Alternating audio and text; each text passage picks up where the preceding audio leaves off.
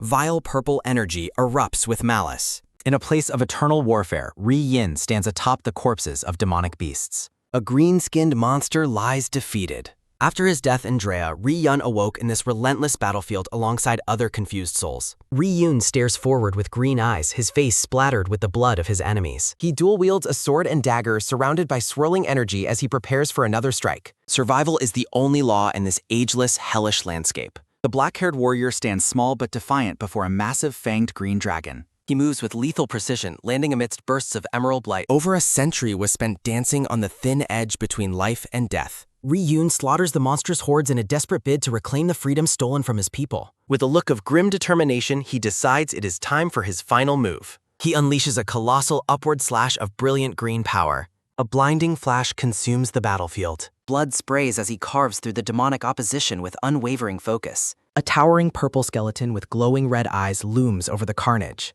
He stands amidst the shadows, his blade dripping red as he eyes his next target. Ri Yun channels his necromantic power, commanding the fallen to rise once more. A complex magical seal appears on the ground as he summons an army of undead beasts. The newly raised monsters charge forward, overwhelming the enemy with spectral force. He pushed himself to the limit, hoping that a little more endurance would finally bring an end to the nightmare. Ghostly green skeletons swarm the massive purple titan, tearing at its form. The summoned spirits feast upon a fallen beast with savage hunger. A massive explosion of emerald energy clears the area of all resistance. Static and smoke fill the air as the primary threat dissipates into nothingness. Ri Yun gazes upward as the spectral remains of his foe linger in the light. He succeeded where every other player before him had failed. He walks alone toward a horizon glowing with an ominous light. A massive stone ring stands as a gateway in the center of a scorched, glowing wasteland. A faint, weary smile touches his lips as he approaches the end of his journey. The desperate voices of petrified souls cry out to Ghost King Ri Yun, begging him to grant them liberation. He looks upon a frozen, crying woman and promises her the liberation she seeks. The echoes of the trapped souls follow him, pleading for an end to their eternal hell. Ri Yun spots a golden figure descending from the sky and declares that killing him will finish the game. A golden-armored man with long yellow hair and a jagged crown looks down with a mocking, arrogant smile. Ri Yun's eyes widen as he feels the immense pressure of the divine being's presence. The golden deity speaks the man's full name, Ri Yun Sermain, acknowledging his arrival. Ri Yun remembers his past as a noble from a fallen house in Drea who was captured and tormented by rivals. His life was a cycle of torture before he finally died and arrived in the realm of Adeon. Ri Yun screams for the deity to be silent, refusing to hear any more of his taunts. The Golden God finds it fascinating that Ri Yun mastered the paths of ghost, assassin, and necromancer within a single century. Ri Yun charges forward, cursing the deity for trapping them in a cycle of murder for his own amusement. The golden figure laughs manically, praising Ri Yun as the best entertainment he has ever had. With a cruel smirk, the deity charges a beam of light on his finger, promising to play with his toy a little longer. A massive golden blast erupts, incinerating the surrounding landscape in an instant. Ri Yun is caught in the center of the divine explosion, his silhouette flickering against the flames. The golden-haired deity looms close, his face twisted into a monstrous, wide-toothed grin as he mockingly addresses Ri Yun Sermain. As a single tear falls from Ri Yun's golden-tinted eye, the deity asks if he has any final words. The golden figure offers to grant his broken opponent one final wish. Lying in a pool of his own blood, Ri Yun spits out his final defiance, rejecting the god's hollow mercy. A divine figure looms over a massive golden hand. A grand cathedral stands beneath a bright moon. A torch illuminates a dark spiral staircase. An agonized grrr and ah ring out from the dungeon. Ri Yun gasps through a mask of blood. Bound by heavy chains, Ri Yun suffers. Sense Payton grips his prisoner's hair, mocking the natural talent of the Sermain bloodline. Ri Yun's eyes burn with dying embers. Sense Payton smiles cruelly, noting that Ri Yun was supposedly blessed. A searing heat presses against Ri Yun's skin. He chokes on blood during the torture. The white-haired man laughs, noting Ri Yun was hit with a curse and zero talent despite his resilience. Ri Yun weakly begs for mercy, but Sense only hums in amusement. With bloodshot eyes, Ri Yun pleads for Gef. Sense Payton mockingly questions if he should have left Ri Yun's tongue intact to understand his pathetic whimpering. Sense Patton dismisses Ri Yun as a boring failure who failed to reveal family secrets.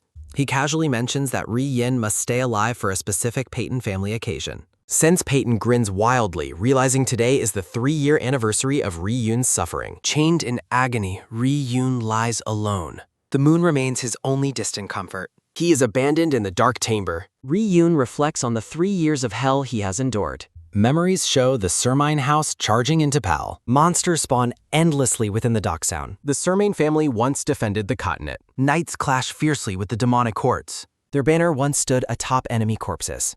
The Sermine family banner burns in defeat. Sense Payton and his cohorts crushed the Sermine family to steal their ancestral blessing. The Sermine lineage was famed for its dragon bloodline. Their children were destined to be master mages. Ri-Yun was cursed instead of blessed. Spectral chains bound his potential from birth. He was born without any magical tie.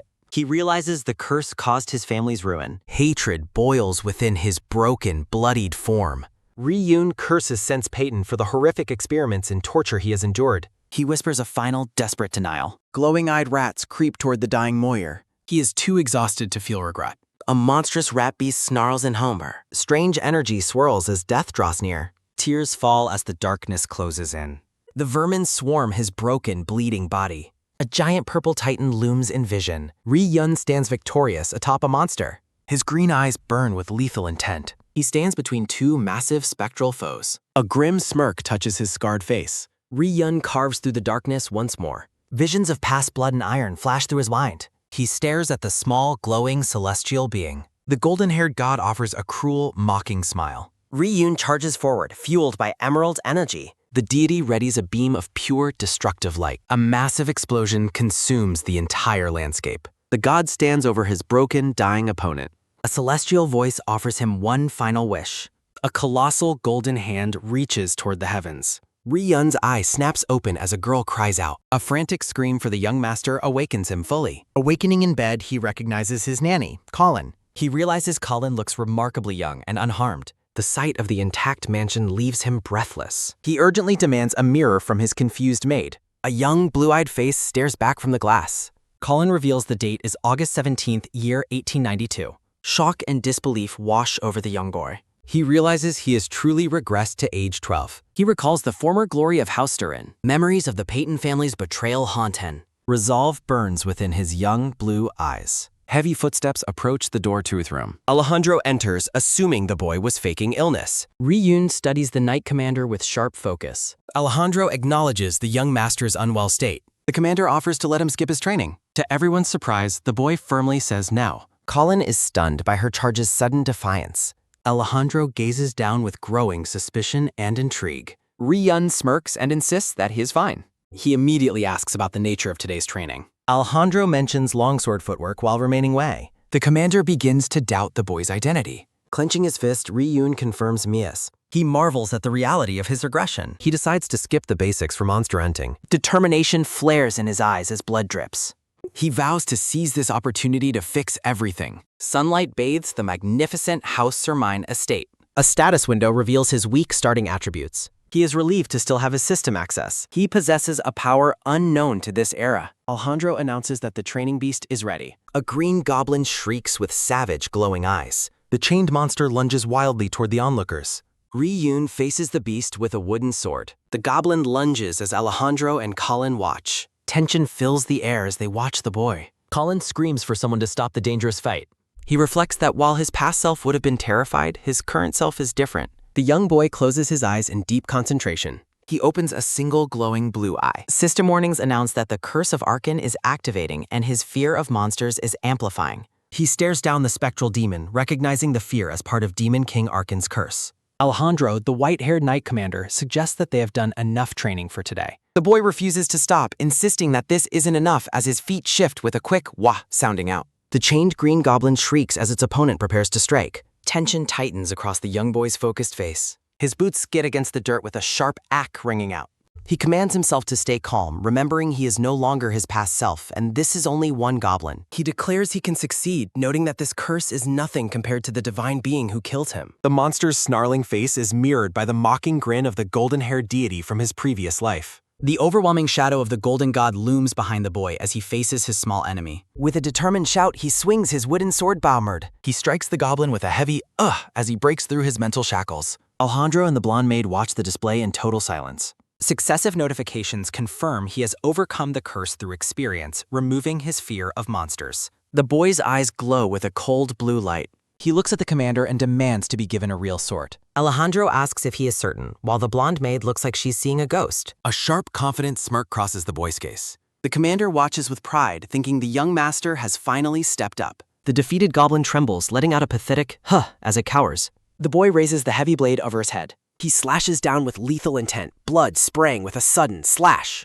Alejandro notes that a ray of light is finally shining on their declining family and tells Colin to watch closely. He declares the boy is undoubtedly the true next head of the Sermain family. Sunlight hits the white stone of the magnificent estate. The boy splashes cold water on his face with a refreshing splash sounding. He stares at his reflection as water drops with a soft dreck. He notes that both the status window and system work, confirming he can overcome the curse of Arkan. He turns from the mirror, intending to grow stronger. He realizes the experience from a single goblin is insufficient and that he would need to hunt thousands to level up. He thinks of his burning family crest and realizes he must hurry before disaster strikes the household. A spectral image of his older self appears as he reaffirms his ability to overcome the curse. He clenches his fist, determined not to let this opportunity slip away. He notes it has been 2 years since his father and brothers vanished. He reflects on the precarious state of his noble house. He notes that the schemes of his rivals have not yet begun. He decides it is time to verify his second method for gaining strength. A clear sky stretches over the high mansion laws. A woman with long red hair and a blue bird-themed mask walks through the halls. The grand architecture stands silent and imposing. The masked woman sits across from the boy and mentions she heard about his goblin aunt. She skeptically asks if he is actually requesting magic training from her. He identifies her as Sena, a powerful archmage and the Sermain family's magic division commander. Sena mocks him, asking if killing one goblin has made him overconfident. She emphasizes that magic training is fundamentally different from swordsmanship. With a cruel smirk, Sena asks if he has forgotten that he was dismissed previously for having 0 talent. Riyun reflects on his previous life when he was talentless and unable to feel mana due to Arkan's curse. He notes that the situation changed yesterday and wonders if he can feel mana now. The masked woman reacts with shock. A cup of tea glows golden. Sena unleashes a massive wave of mana that takes the form of a dragon. Sena tells him to open his eyes, explaining that she has created a mana-based image that only those with magical talent can perceive. The boy focuses intently as his eyes begin to glow with a faint blue light. Riyun shocks the archmage by correctly identifying the mana image as a beautiful red dragon. Sena is stunned by his perception, while Riyun confidently asks if he is mistaken. Sena realizes he has changed completely and suspects he understands mana at a level near her own despite her trek. Confused, Sena wonders how he overcame his curse when she only taught him basic mana sensing. The grand room stands violet.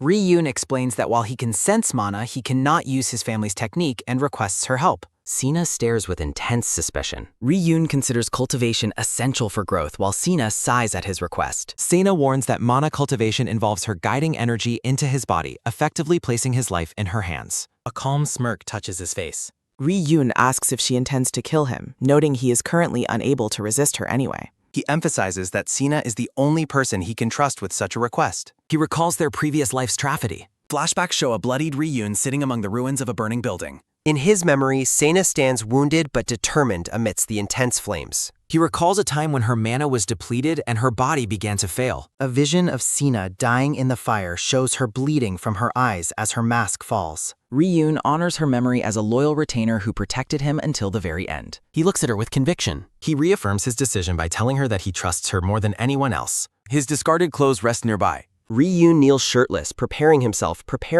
as glowing energy markings appear across his chest. Sena prepares to start the process. Riyun marvels at how Sena can already guide the mana after he only explained the theory. Riyun recalls using a specific cultivation technique to increase his strength in a past life. Sena commands him to concentrate, and he quickly confirms his focus. She warns him that the process will be extremely painful and that he must remain perfectly still. Sena advises him to signal her immediately if the pain becomes impossible to endure. Riyun begins to feel the agonizing flow of mana surging through his veins. Memories of his past life's torture in a dark dungeon briefly resurface. He sees the mocking face of his old enemy, Sense Payton, covered in blood. He grits his teeth against agony. Riyun shouts that he trusts her, urging her to continue despite the pain. She accepts his trust and Ninjunya's. Green and yellow energy erupts violently around the boy as Sena forces the mana into him. Mana surges through his small frame. System notifications warn that the Curse of Arkan is activating and trying to scatter the dwelling mana.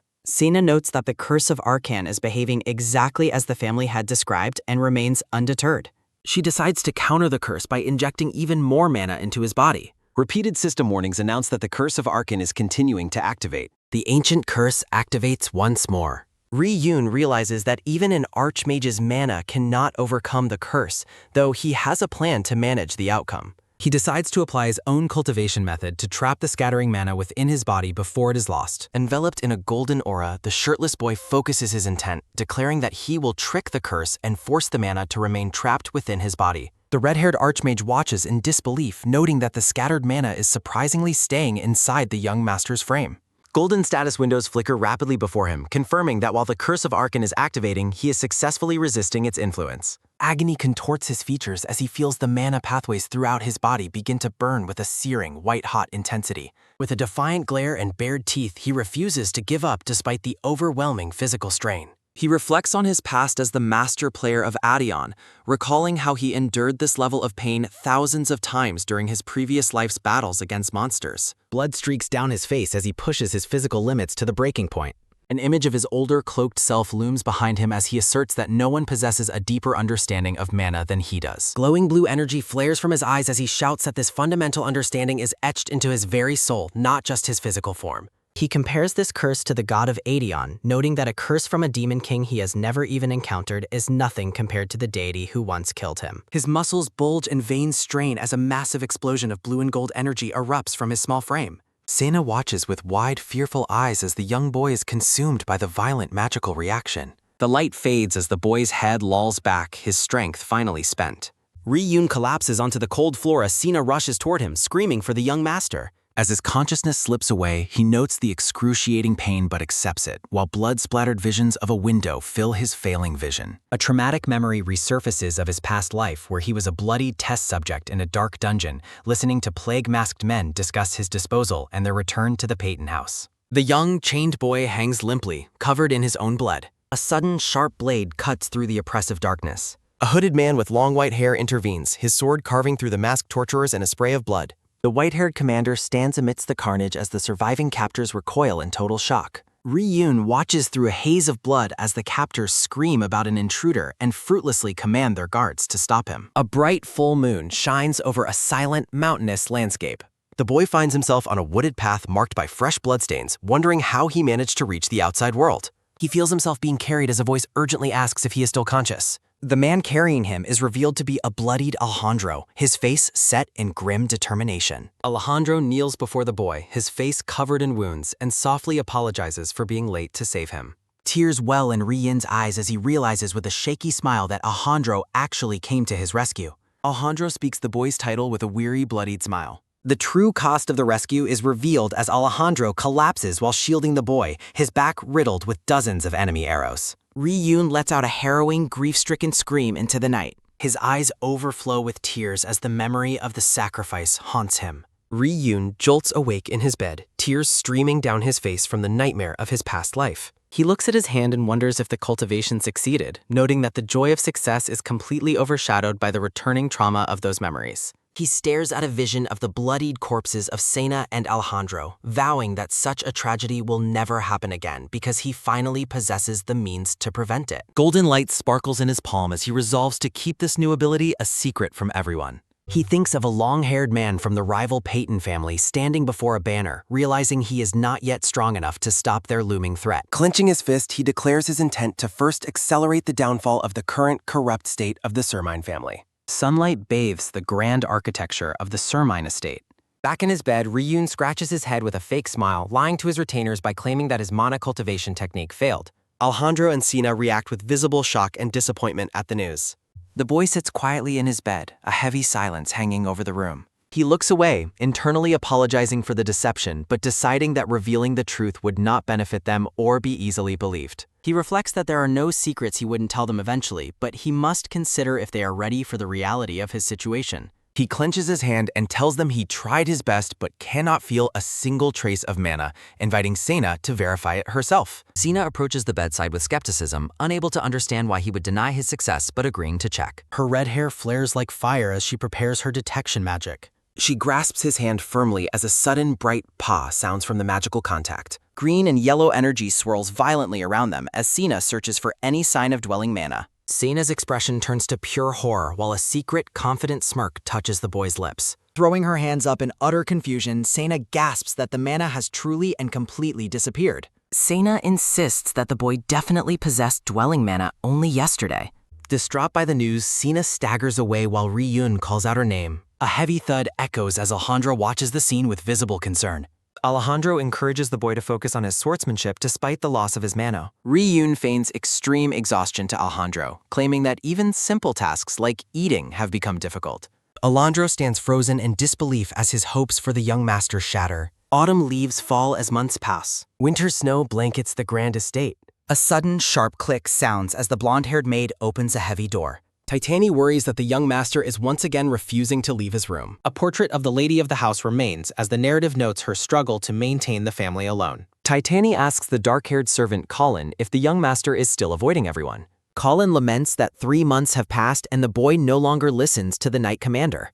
A fellow maid suggests that the boy's sudden change was merely a fleeting one-night dream. Titani adamantly defends the boy, insisting he was only trying to meet everyone's high expectations. A dark omen looms over the Sermine family. Rumors spread throughout the kingdom, labeling the young heir as a scoundrel and a Sarrier. Titani protests the harsh labels, but Colin notes that heavy expectations lead to disappointment in a declining house. Staff members continue to resign as the household stability crumbles further. Titani asks Colin about his own plans as he stares out the window in somber silence. A metallic click sounds as a fork touches a plate of steak. Ri-Yun wipes his mouth, noting that even the food quality in the manor is declining. A sinister smirk crosses the boy's face as he realizes everything is proceeding exactly as he intended. He reflects on his past self, who would have foolishly wasted the family assets on a feudal revival. Ri-Yun bides his time, waiting for the perfect moment when his enemies are off guard.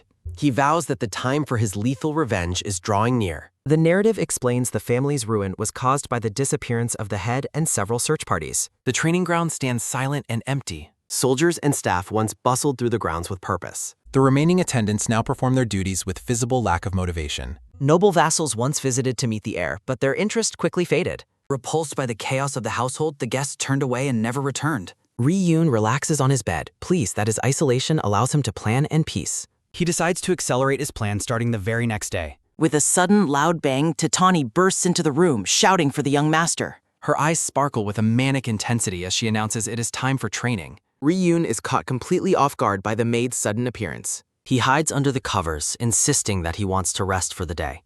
Titanus' expression turns terrifying as she prepares to force the boy out of bed. Ri-Yun is startled as his blankets are violently yanked away. A loud "pah" sounds as Titani hoists the flailing boy over her shoulder while he calls for Khan. Titani grits her teeth with fierce determination as she carries him toward the door. Recalling her long history with him since infancy, she vows to never abandon the Sermine family. Titani carries the protesting young master out of the room. Sunlight bathes the architecture of the grounds. Alejandro shouts at the boy, correcting his poor grip on the practice sword. Alejandro encourages him to try sensing mana again, while Ri-Yun reflects on the commander's annoying persistence. At night, Ri-Yun performs a handstand to reward the loyalty of his retainers with secret growth. He resolves to keep his secret training hidden by using the body domination skill. Enveloped in green energy, he explains that body domination allows him to deceive others about his true physical condition. A status notification confirms that experience has been gained. Ri-Yun celebrates a strength increase as he abandons his training with a sudden excuse about needing the bathroom, leaving a startled Alejandro behind.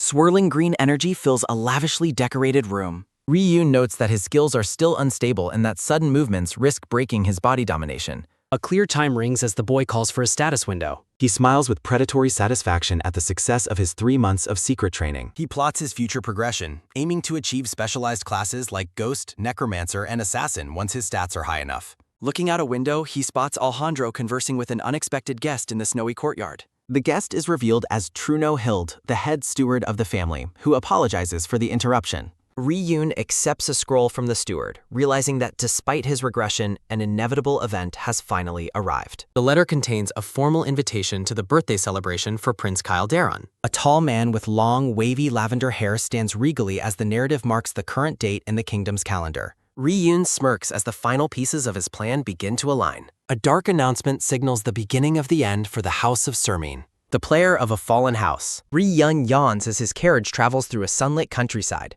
Truno-Held observes that the boy has slept since departure, mentioning that Colin stayed late preparing his formal attire. The steward recalls the blonde maid Titani's obsessive excitement about the trip and his effort to keep her from joining. Ri-Yun confirms that neither his knight commander nor his magical tutor are accompanying him on this journey. Truno explains that a monster horde has conveniently distracted his guardians, a development the boy considers perfect timing. A vision depicts Alejandro fulfilling his family's duty by defending the border against the Dark Zone. Cena is also shown responding to an unavoidable summons from the lady acting as the external head of the house. Truno assures the 12-year-old representative that he should not be concerned about their isolation. The steward expresses total confidence that the family name still commands absolute respect in the kingdom. Looking out at the road, Ri-Yun reflects that such respect only belonged to the family of the past. He notes how their decline has forced a direct family member to attend events that were once beneath them. As they approach the destination, Ri-Yun privately admits he is the one who engineered this vulnerable situation. A white bird flies high above the capital city of Darabon. The grand carriage rolls down a path toward the massive walled capital. Sunlight glints off the white stone architecture of the city. A grand fanfare resonates as a massive line of attendants and guards awaits the arrival of the carriage. A firm step sounds as Ri-Yun emerges from the carriage to face his royal hosts. Prince Kyle Daron welcomes the delegation, addressing the boy as the Dragon of the Continent. The second prince of the kingdom offers a charming, welcoming smile. Truno-Hilda bows deeply, expressing honor at the invitation and gratitude for the prince's hospitality. Ri-Yun stares at the prince with a cold, suspicious gaze while reflecting on the word hospitality. He notices the piercing eyes of the citizens watching him from the castle entrance. He feels the intense weight of the public gaze as they move through the city. People watch from their windows with looks of concern for the failing noble family. The surrounding nobles whisper that the boy is a hopeless scoundrel and an omen of doom for his house. Mocking, shadowy figures loom around Ri-Yun as he senses the hidden contempt of the aristocracy. Hidden beneath a calm exterior, he revels in the fact that everything is following his exact design. Ri-Yun puts on a performance of a nervous, blushing boy while waving an awkward greeting to the crowd. Truno-Hilda covers his face in pure shame as the boy acts like a bumbling fool. A blonde noblewoman and her companion giggle and snicker at the heir's pathetic display. Ri-Yun's eyes flash with a sinister purple light as he considers how much longer he should play this part. Someone whispers in the palace hallways as the scene chefs. Two men discuss their arrival at the palace a week early, noting that 5 days have already passed since they entered. They confirm that the early arrival was intended to allow for exchanges with other delegates. At a lavish banquet, a man tells a blonde noblewoman to maintain realistic expectations for the upcoming festivities. The brown-haired escort recalls Ri-Yun's inability to greet nobles properly days ago. He laments the start of pre-birthday festivities while crying over his meal. Lavish banquet tables overflow with delicious food, drinks, and elite guests. An escort bursts into the dining room to urgently inform his blue-hair captain. Ri-Yun prepares for the banquet, ordering his escort team to get ready. The escort informs his companions that the young master plans to attend tonight. The team celebrates with a high five, excited to finally join the festivities. The orange-haired escort insists on keeping Ri-Yun's appearance secret from Chief Steward Truno. The team enthusiastically agrees to sneak into the banquet without filing formal reports. Ri-Yun watches with a smirk as his guards race off toward the palace. He reflects on his intense, secret physical training while isolated in his room. Looking out at the city, he reveals a deeper purpose behind his public debut. A dark carriage rolls through the palace streets under the night sky. Sense Peyton anticipates a confrontation as Ri-Yun prepares for his entrance. The grand palace stands illuminated against a vibrant, fiery sunset. An announcement signals the arrival of the formidable young Lord Sense Peyton. Sense Patton walks confidently into the hall, flanked by an honor cart. He navigates the crowd with a smug, superior air. Chief Steward Truno-Held observes the newcomer with a cold, watchful gaze. Sense Peyton greets Truno, noting that the Sermine family arrived surprisingly early. He maliciously asks where the famous Ri-Yun Sermine has hidden himself. Truno reacts with visible discomfort to the young lord's taunting tone. Sense dismisses Truno's confusion, insisting that everyone is aware of the boy's reputation. He publicly labels Ri-Yun a failure and an omen of doom for his family. Sense is described as a prodigy who reached the 5th magic circle by age 15. He continues to openly insult the Serman family within their own kingdom's palace. Sense mockingly suggests punishing those responsible for the rumors as Truno seethes with anger. He recounts Ri-Yun's alleged crimes just as the herald announces Ri-Yun's entrance. Ri-Yun steps into the hall with a calm, imposing presence that shocks Sense. Steward Truno is stunned to see the young master suddenly appearing in public. Ri-Yun stands elegant and composed, silencing the crowd with his refined appearance. His confident expression radiates the dignity of a true noble heir. The guests are captivated by his presence, seeing only the strength of his bloodline.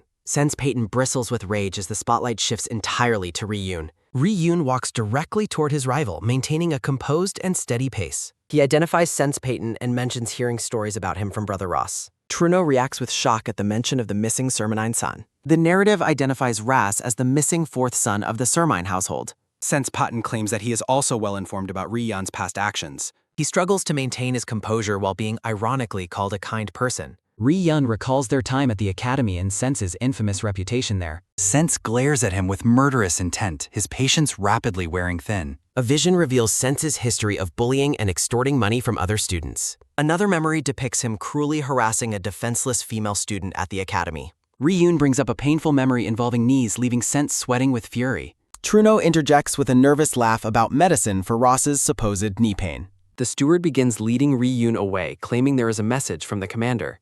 The two rivals exchange a look of pure, unadulterated hatred as they part. Truno urges Ri-yun to stop glaring while the boy hides a sinister smirk. Ri-yun's eyes flash with blue sparks as he prepares for the next phase. Sense Peyton seethes with fury, thinking about how Ri-yun is a little nuisance. Sense Peyton feels insulted by the perceived threat to his status. Ri-yun walks away with a smirk, mentally goading Sense to become even angrier. Ri-yun reflects that Sense's rage is a crucial part of his master plan. The city palace stands silent at night. A vase of lilies shatters on the floor as someone shouts, "Crash!" Sense Peyton curses Ri-yun's name while pacing in his room. Sense realizes that Ras told Ri-yun stories about his reputation at the academy. Sense recalls being expelled from the academy despite his family's attempt to cover it up, realizing Ri-yun also knows about his humiliating knee injury. Sense's face is split by a dark and painful memory. Sense thinks about the humiliation regarding his knee pain that must never be revealed. Sense gasps for air as he is consumed by panic. In a flashback, blonde-haired Ross confronts Sense for crossing a line. Sense pleads with Ross, claiming he didn't know the student was his lover and was just being nice to a commoner. Ross demands that Sense get on his knees and beg the female student for forgiveness or face the consequences. Ras looks down with glowing eyes. Sense weeps pathetically in the flashback. Ras uses magical energy to humiliate Sense. Sense screams in the present as the traumatic memories overwhelm him. Sense resolves that he must proceed with his plan immediately. Sense decides he must silence the ghost of Ras and shut Ri-yun's mouth as well. Sense considers that Ri-yun is scheduled to meet a terrible fate soon anyway.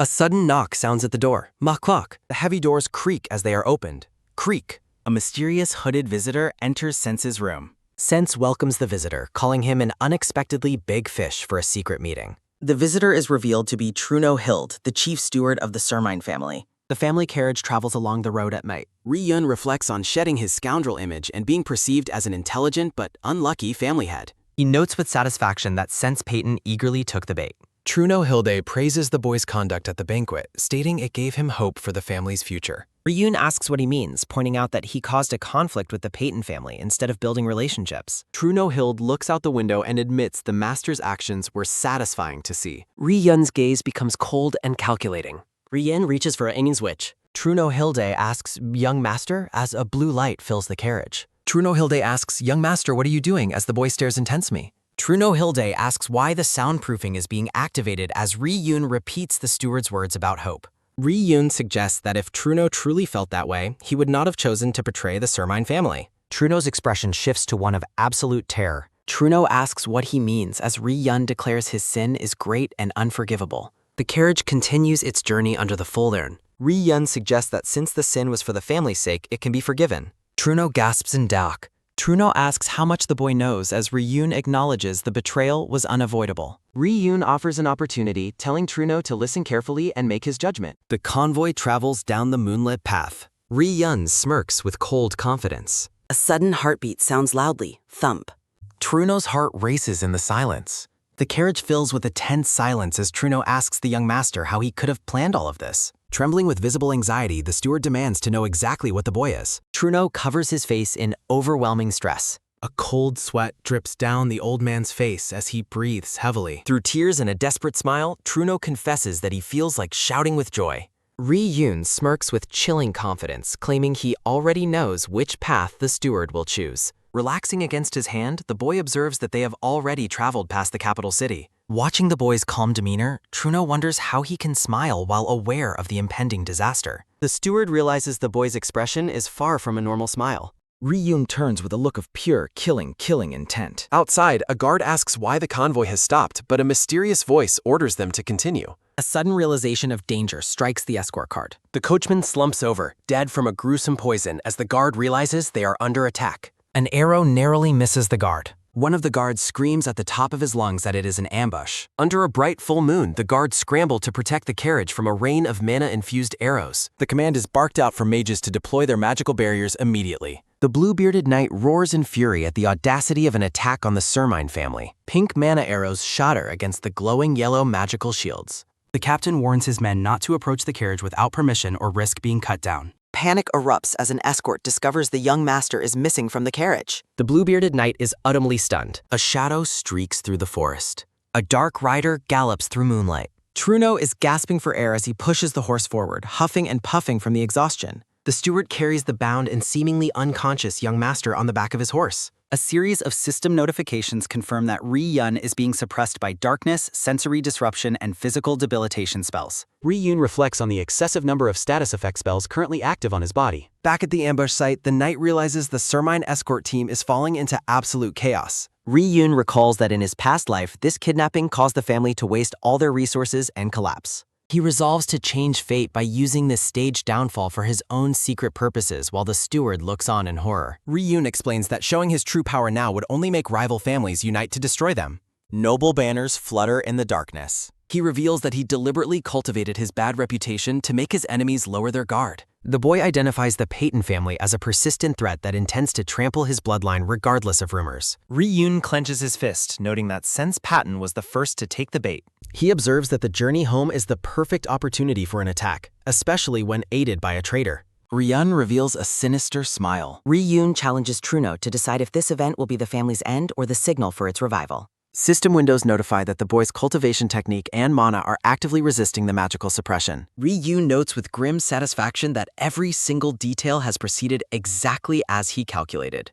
Truno's eyes water as he whispers a sincere apology to the glowing-eyed boy. Arriving at the destination, the steward repeatedly begs for the young master's forgiveness. Bound and upside down, Ryun mentally tells Truno to proceed exactly according to their plan. He promises the steward that following the plan is his only path to true forgiveness. A surge of green energy pulses as a system window announces all of Ryun's stats have reached 20 and a new sense stat is unlocked. The boy is pleased that he has successfully completed the first condition for his graph. Truno carries the boy into a clearing where a group of hooded figures awaits. Sense Peyton stands at the center of the ambushers, surprised that the chief steward came to the deal in person. Sense mocks the steward for selling out his lord. Truno looks visibly shaken as he tells young Lord Sense Peyton that his words are excessive. Sense mocks the steward, comparing him to a barking dog that bit its master and must now pay the price. Holding out a scroll, Sense explains it contains verified information obtained through the Asan family's intelligence network. Truno asks if the information is reliable, as Sense notes the Asan family are great houses and famous assassins.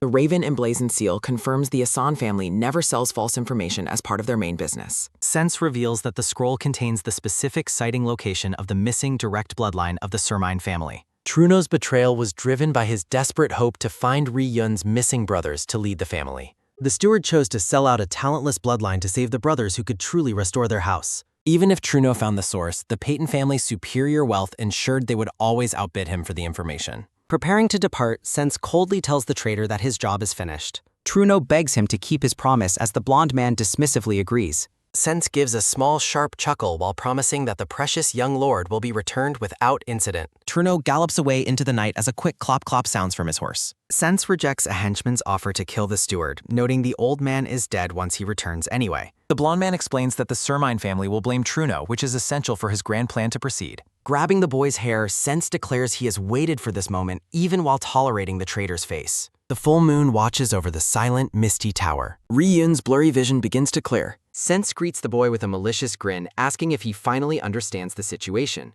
A mysterious green light glows in Ryun's eye. Seeing the chained boy, Sense laughs about how pathetic a direct bloodline of the Sermine family looks. Ryun asks what he is doing, and Sense confirms he has kidnapped the precious Sermine heir. Sense laughs off the boy's warning, asking if he is actually trying to threaten him. When Ryun asks what will happen, Sense mocks him by referencing their encounter at the banquet. Sense assumes the boy heard stories from Ross before revealing a dark secret. The blonde man cruelly declares that the boy's father and brothers have all died and disappeared. Sense kicks the bound boy, warning him never to mess with the Peyton family. While continuing his assault, Sense notes that Ri-yun was only safe when surrounded by escort knights. Sensor reveals that Truno sold him out for information on his brothers, leaving him with no one to save him. The kidnapping is intended to spark a war between the two families, acting as a foundation for Sense's goals. With a bloody smirk, Ri-yun calls his captor a moron for talking so much. Vibrant green mana surges from the boy's body.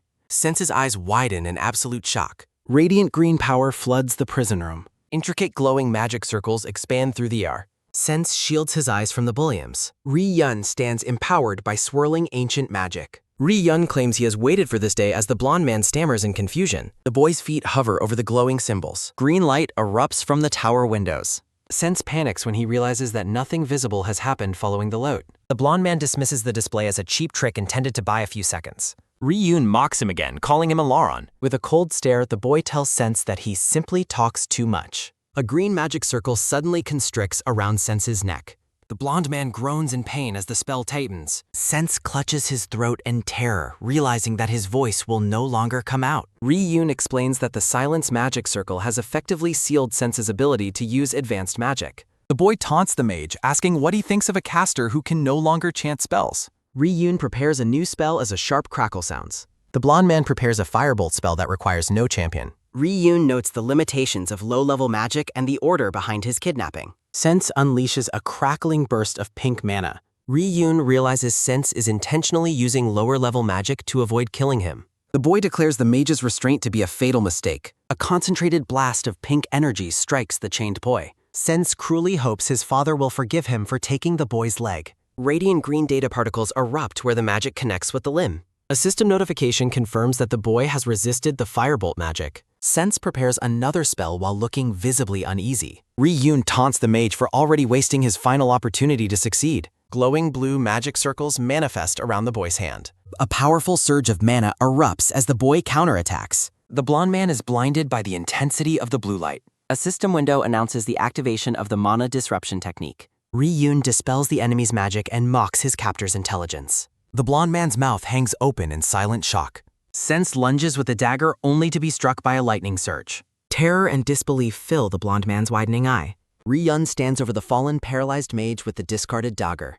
Breaking his chains effortlessly, Ri-yun claims the restraints were never a challenge. The boy activates a massive paralysis spell that fills the tamer. A piercing scream of agony echoes through the dark tower. Sense writhes on the stone floor while being consumed by electric shocks. Ri-yun observes that their roles have now been completely reversed. The fallen man lets out a weak, pained groan. Reclining comfortably, Ri-yun plays with the mage's high-quality dagger. Sense finds himself chained to the wall in a seat of shock. The blonde man realizes his hands are tightly bound by metal cuffs. Sense stares at his former prisoner with a look of utter horror. Realizing his voice is returned, Sense attempts to chant a wind-cut spell. Ri-yun shocks the mage mid-chant, asking if he truly thought the boy was careless. Science is baffled by the lack of visible magic circles during the attack. Ri-yun approaches the man's bare feet with calm, measured steps. Ri-yun reveals that he has already drawn magic circles all over Sense's body. The boy slashes Sense with a sudden, precise movement of the dagger. Blood spatters across the terrified man's face as he gasps in shock.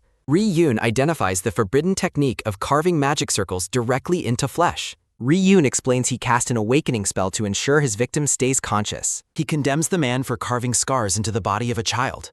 Sense is horrified that the boy knows such dark, forbidden magic. Ri-yun credits his success to past life memories and his time in Adeon. The boy recalls training his stealth skill to leave the estate undetected. He explains the secret of skill circuits he mastered in his previous life. Visual representation shows mana being injected into unique, glowing skill circuits. Ri-yun notes only master players can perceive the existence of these circuits. He bypasses traditional study and training through his advanced knowledge of mana pathways. Mana and qualification are the only keys he needs to master any skill. Ri-yun reveals he preset traps in this tower long before the kidnapping. Ri-yun activates the pain amplification circle that Sense originally intended for him.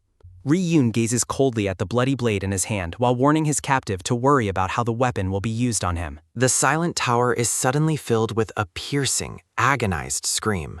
In the darkness, the captive weakly gasps for air while begging his torturer to stop the assault. Sense Peyton hangs from his chains in a state of ruin, blood coating his chest as the glowing magic circle etched into his skin hums with power. Ri-Yoon holds up the blood-slicked dagger with a chilling smile, asking if he should conclude the session for the day. Tears of relief and pain stream down the blonde man's face as he attempts to whisper his thanks. The blonde man's expression shifts to panic as he shouts a desperate denial while Ri-Yoon begins to walk away. Sense frantically offers a chance for escape, claiming his family will arrive soon and revealing the timing of their approach. The captive is struck by horror when Ri-Yoon reveals he already knew the timeline, asking how the boy could possibly have that information. Ri-Yoon explains he was never unconscious and recounts how the man instructed his subordinates to return in exactly 1 week to ensure he could enjoy the torture in private. The boy questions whether the man's personality would ever allow him to truly warn a victim about an approaching threat.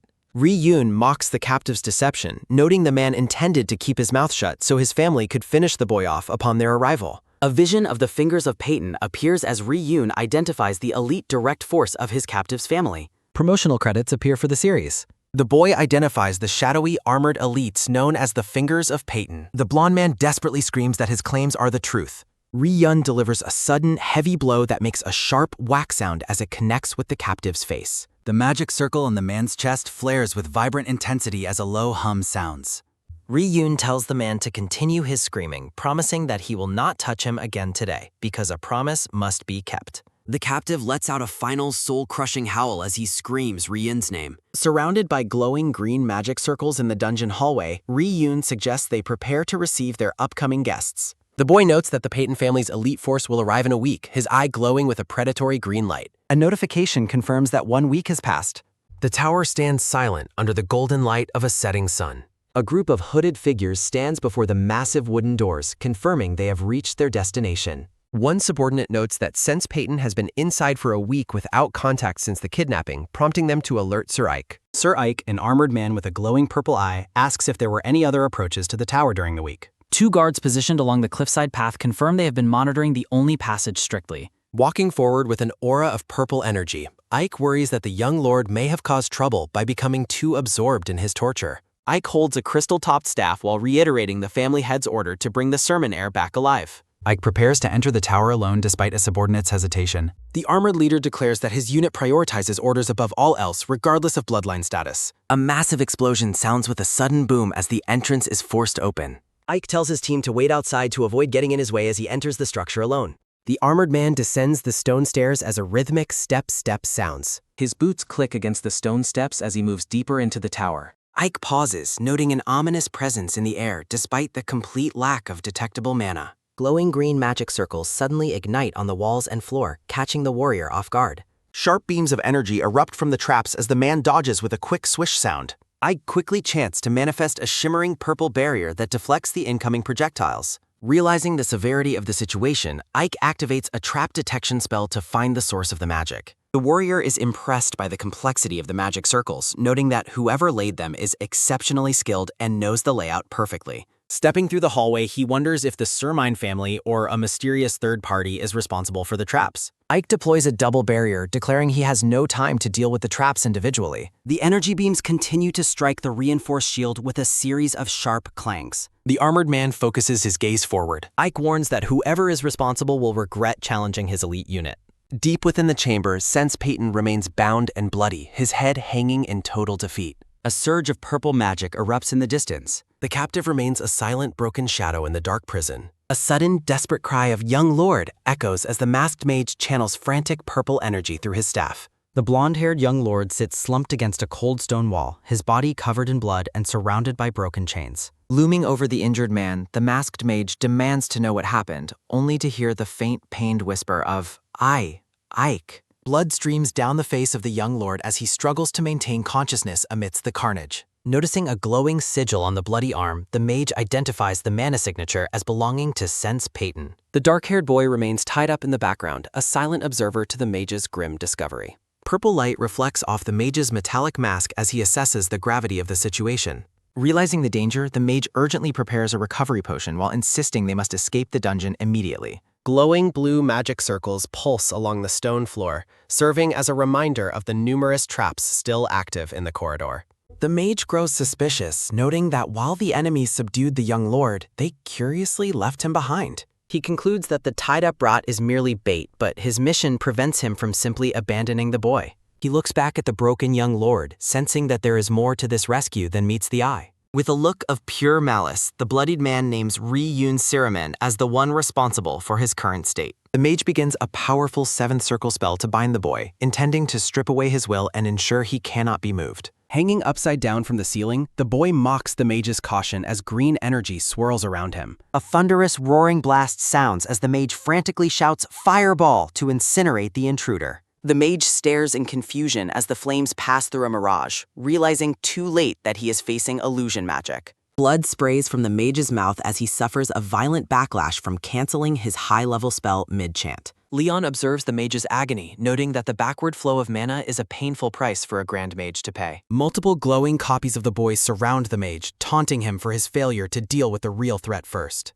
Enraged by the trickery, the mage raises his staff and declares the situation disgusting as a massive magic circle forms. He boasts that using illusions against a master of the craft is a fatal mistake. A sharp, crackling pulse sounds as the mage commands, "False visions, disappear! Illusion, delete!" A wave of purple energy erupts, shattering the green images and clearing the room of false visions. Leon lunges through the dissipating magic, closing the distance with incredible speed. With a sharp, metallic ring sounding, Leon strikes with a glowing dagger aimed at the mage's defenses. Green and purple eyes lock in a tense moment of mutual recognition and lethal intent. Leon flips gracefully over the mage, using the momentum to prepare his next move. A heavy, bone-crunching thud sounds as Leon delivers a brutal knee to the mage's masked face. The mage recovers quickly, questioning if Leon truly believed a simple surprise attack would be sufficient to defeat him. He threatens to melt the boy's face, confident that his superiors will overlook the brutality of the execution. The mage pauses, sensing a sudden shift in the air as his confidence begins to waver.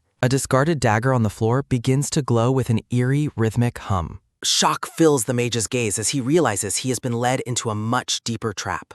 A sharp, wet tear sounds as a blade suddenly erupts through the front of the mage's throat. A desperate, wet guck sounds as blood sprays from the mage's mouth, his life fading instantly. Standing behind him, the bloodied young lord reveals a sinister grin, noting that the mage's arrogance was his downfall. The possessed man asks if the mage is familiar with soul transfer, revealing that Sense's soul is currently trapped and unconscious. He explains that the blood magic circle carved into the chest was designed for more than just simple pain. Leon looks down at his own original body, explaining how the magic allows him to transmit his soul and control another. A sharp, high-pitched crackle sounds as the mage's staff begins to overload with unstable energy. A thunderous, ground-shaking boom sounds as a massive explosion tears through the stone chamber. A sharp, metallic clatter sounds as the mage's broken mask hits the floor amidst the debris. Fire and smoke fill the corridor, signaling the end of the violent confrontation. Fragments of armor and mask fly through the air as the magical backlash reaches its peak. The smoking remains of the mage's gear settle on the floor, indicating his total defeat.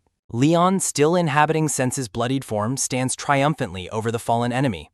Glowing with green energy, the possessed young lord looks back at the carnage with cold satisfaction. A close-up reveals the chilling smile of an assassin who has successfully turned his enemy's tools against them. Leon sits quietly in the dark, blood-soaked room, waiting for the dust to settle before making his next move. A firm hand grips a slender glass bottle filled with a glowing sky-blue potion. A bright, watery splash sounds as the shirtless, silver-haired man pours the liquid over his head while system windows announce the generation and rank increase of his pain-resistant skill. Gritting his teeth in agony, the silver-haired man notes that while it hurts, he needs a wound from Ike on Sense's body in a visible location. He remains in a state of intense physical struggle, his jaw tight as he endures the burning sensation. Standing triumphantly over a bloodied, fallen knight, the silver-haired man shouts that he has successfully hunted a member of the Fingers of Peyton, a 7th Circle Grand Mage. He flexes with a fierce, satisfied grin as a shimmering golden notification window appears before him. He is surprised by the sudden quest completion notice, but accepts the massive increase in his level.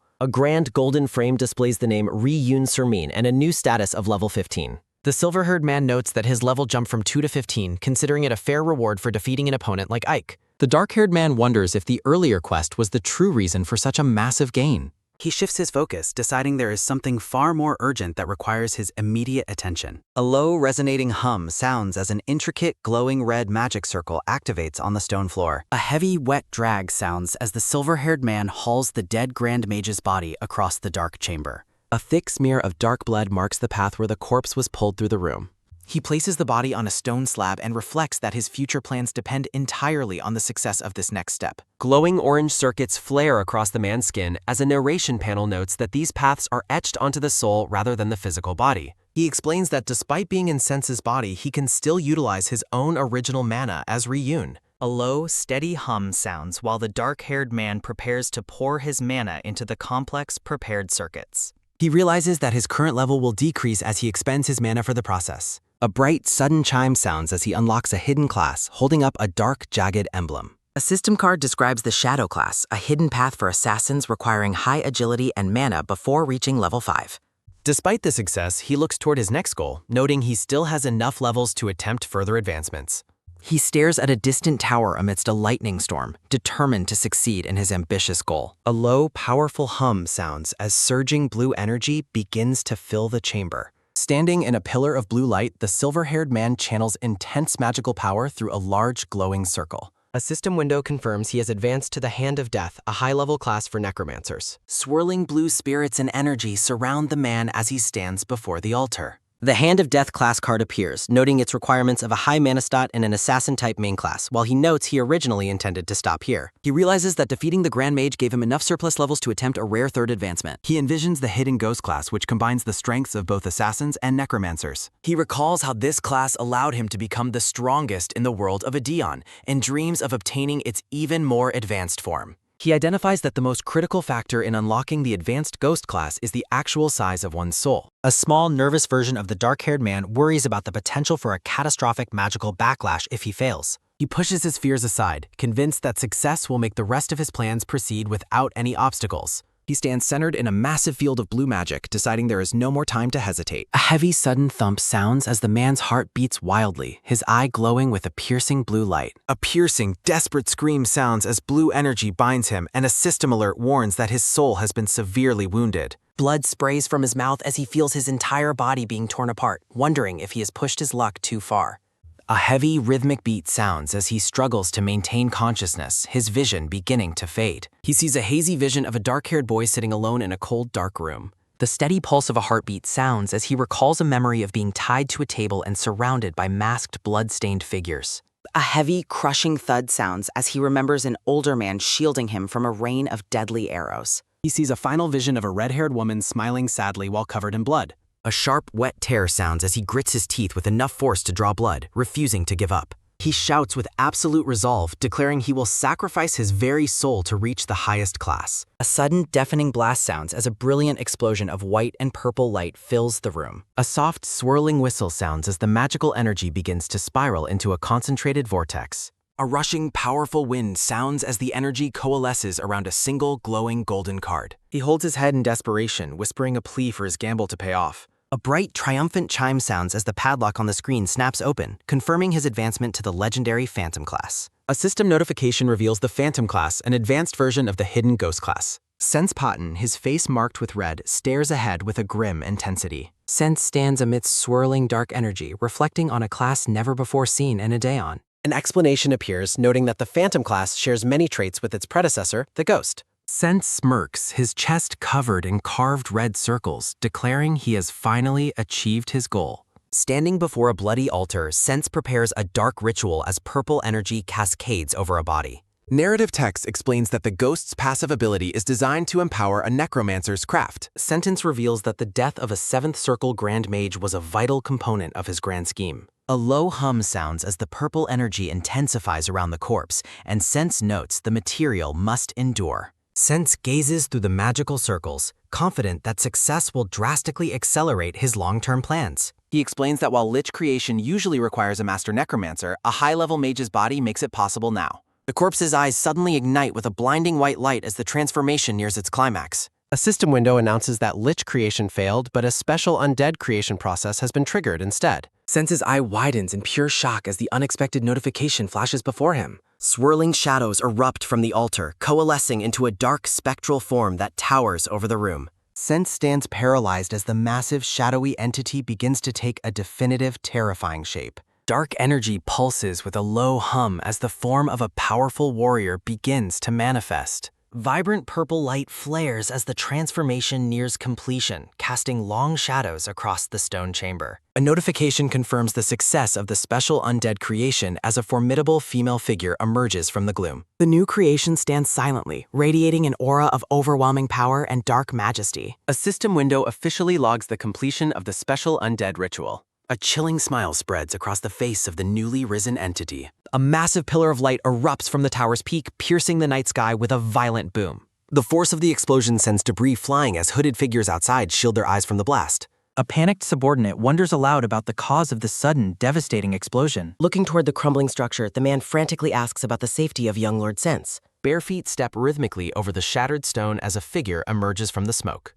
Carrying the limp body of the captive boy, Sense emerges from the tower as his subordinates call out to him. Sense urgently claims that Ike was the one responsible for the chaos and the betrayal within their ranks. Sense shouts at his confused men, questioning if they can even see the battered state he is in. He explains that he has secured Ri-Yun with a temporary artifact and intends to flee the area immediately. Mounting his horse, Sense orders his subordinates to stay behind and delay any pursuit while he returns to his family. He promises a massive reward to everyone who successfully holds off the approaching threat. A rhythmic clip-clop sounds as Sense gallops away into the dark forest, leaving his men behind.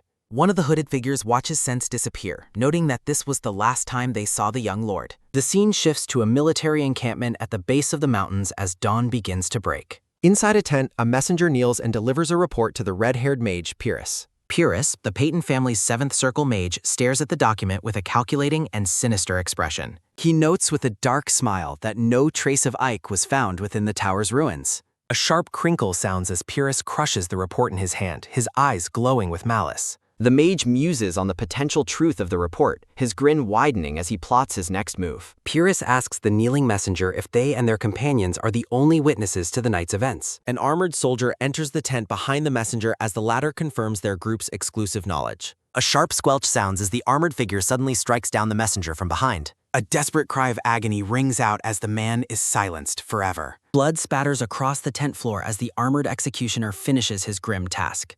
Pyrrhus turns away, noting that while Sense's disappearance is a problem, the greater threat is exposure. He explains that any word of their family's involvement in kidnapping the Surmine heir would lead to disaster. Suddenly, a guard shouts a desperate warning for someone to stop their advance immediately. The guard draws his sword, threatening anyone who dares to approach the command tent any further. An armored guard is sent flying backward with a powerful kick, letting out a pained ugh. Steam rises from the white-haired warrior's back as he stands tall amidst the wreckage of the entrance. His heavy boots advance across the stone ground as a rhythmic step sounds. A blinding white energy flares within the eyes of the white-haired man as he prepares for combat. The warrior stares down his opponents, questioning what they think will happen if he chooses to get closer. He bellows a furious threat at the gathered soldiers, promising to slaughter them all. The white-haired man ignores warnings about a war between families, demanding that they produce Ri-Yun immediately. He points toward the destruction, claiming the fire in this border area a week after the boy's disappearance is proof of their guilt. The warrior accuses the Peyton family of setting up camp right over the ruins specifically to cover up their crimes. Pyrrhus claims they are ignorant of the Surmine family head's location and adds that Sense Peyton has also vanished. The white-haired man yells for the red-haired mage to be silent as Pyrrhus requests cooperation in their search. Pyrrhus glares in silent, seething frustration as a vein pops on his forehead. The white-haired man declares he will not tolerate anyone disturbing the scene until his investigation is finished. Crackling blue energy surrounds the warrior as he focuses his intense power. Enveloped in a sinister purple aura, Pyrrhus smiles mockingly while the tension continues to rise. Watching from a distance, the chief steward hopes that the explosive situation does not escalate any further. Sina arrives with a swirling flame in her hand, demanding to know who gave the steward permission to speak. The steward is struck with absolute terror as he realizes he is dealing with a dangerous traitor. Sina warns him that he would already be a pile of ash if not for the young lord's specific message. She orders him to shut up and focus entirely on the search for the missing young lord. Behind her blue bird mask, Sina's green eyes glow with a fierce and calculating light. The steward frantically mentions the trace the young lord promised to leave behind for them. They discuss the difficulty of finding the trace, noting the Peyton family would have found it if it were simple. Sina manifests her cultivation technique, causing a massive wave of green energy to pulse through the forest. A magical green eye appears in the air, confirming that she has successfully located the target. Vibrant green energy erupts from the trunk of a massive tree, illuminating the dark woods. The chief steward stares at the revelation in complete wide-eyed shock. They find a body bound to the tree in green energy, leaving the steward in a state of utter horror. Sense Peyton hangs limp and unconscious, his face partially covered by a dark cloth mask. Bloody text carved into his clothing identifies him as the kidnapper and begs for punishment. A sealed letter rests on the ground beneath the tree, glowing with remnants of green magic. Sena observes the grim scene with a cold, serious expression. She notices the letter just as the steward asks if there is any sign of the young lord. A vision of the boy notes that only Sena's specific technique was capable of finding this hidden message. The boy's spirit explains his decision to avoid stealing Sense's body, fearing an 8th Circle mage would detect the soul transfer. He notes that a direct return to the Sermine family would incite a war they currently lack the resources to handle. The boy decides to pursue a secret third option for his survival. Green electricity crackles around the boy as he prepares to disappear from his old life forever. He hopes the explanation he has written in the letter is something Sena can eventually accept. Sena sets the letter on fire as the steward inquisitively asks what it says. She orders an immediate return to the Sermine family while the evidence burns away in her hand. The paper is completely consumed by the flames, leaving behind only fluttering bits of ash. A bird soars over the castle grounds under the golden light of a dying sun. As the bird flies through the sky, a rhythmic tap sounds from someone running across a wooden floor. A young boy named Leon sprints through the village streets under the warm glow of sunset. A friendly local baker halts Leon, informing him that the guild leader is currently looking for him. In a moment of quiet reflection, Sena confirms her certainty regarding the difficult choice she made. Leon agrees to the task and continues his way toward the local guild. A sharp close-up of Leon's face reveals a focused and predatory glint in his eye. Leon smirks with a knowing expression as his eye ignites with a familiar green energy. Morning light bathes the capital of the Peyton Feinstroy Kingdom. Neighbors gossip about the mediated standoff between the rival families. Leon sprints through the streets as rumors of a traitorous kidnapping spread. Citizens discuss the compensation accepted by the Sermine family. A tossed apple catches the sun as people ponder the Golden Dragon's disappearance. Catching the fruit, Leon hears about the once great family's fall. A dark, narrow alleyway leads deeper into the shadows. The local branch of the Martung Assassination Guild stands tall. Sapphire ponders the price of the family's missing bloodline. The branch leader remains silent and deeply contemplative. Sapphire finds the current rumors and reports incredibly boring. Duns mentions the recent execution of Chief Steward Trudeau. Cooperation with a traitor led to the steward's gruesome thing. Alejandro delivered a judgment by taking the man's head. Sapphire realizes a legendary swordmaster is now involved. The entrance swings wide as a sudden creak sounds. Leon enters the guild hall while the leaders watch him. Sapphire warmly welcomes the young boy into her office. Leon greets Duns and confirms his visit with the leader. A quiet hallway waits outside the branch leader's room. Sapphire declares that the day for his next step has arrived. She presents a sealed envelope containing an official recommendation. Leon stares at the letter, naming him a guild member. One final test remains before his promotion is official. Sapphire questions if the test even matters for a talent like him. He reached the final trial in just 2 short months. A focused emerald glint ignites within Leon's eye. Sapphire calls him the youngest talent in 100 years. Leon remains humble despite his achievement, much to her amusement. Sapphire notes how much his expression has improved since they met.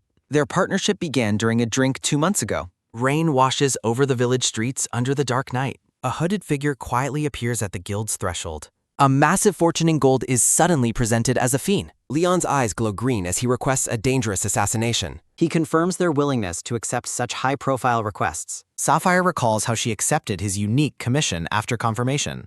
Her intuition whispered that she would never meet another client like him. A ragged child had arrived with more gold than most ever see. Leon's shocking request was to orchestrate his own assassination. A sudden clatter sounds as the lantern is set on the table. Leon departs, asking to be summoned when the test is ready. The wooden door shuts behind him with a heady thud. A shadowy entity manifests to question Sapphire's decision. Cal notes that the boy finished years of training in weeks. Sapphire asks if the investigation into Leon's past is complete. Cal details the boy's mysterious history and unknown master. The previous mentor vanished, leaving the boy on the streets. Leon used a self-assassination request to prove his elite skills.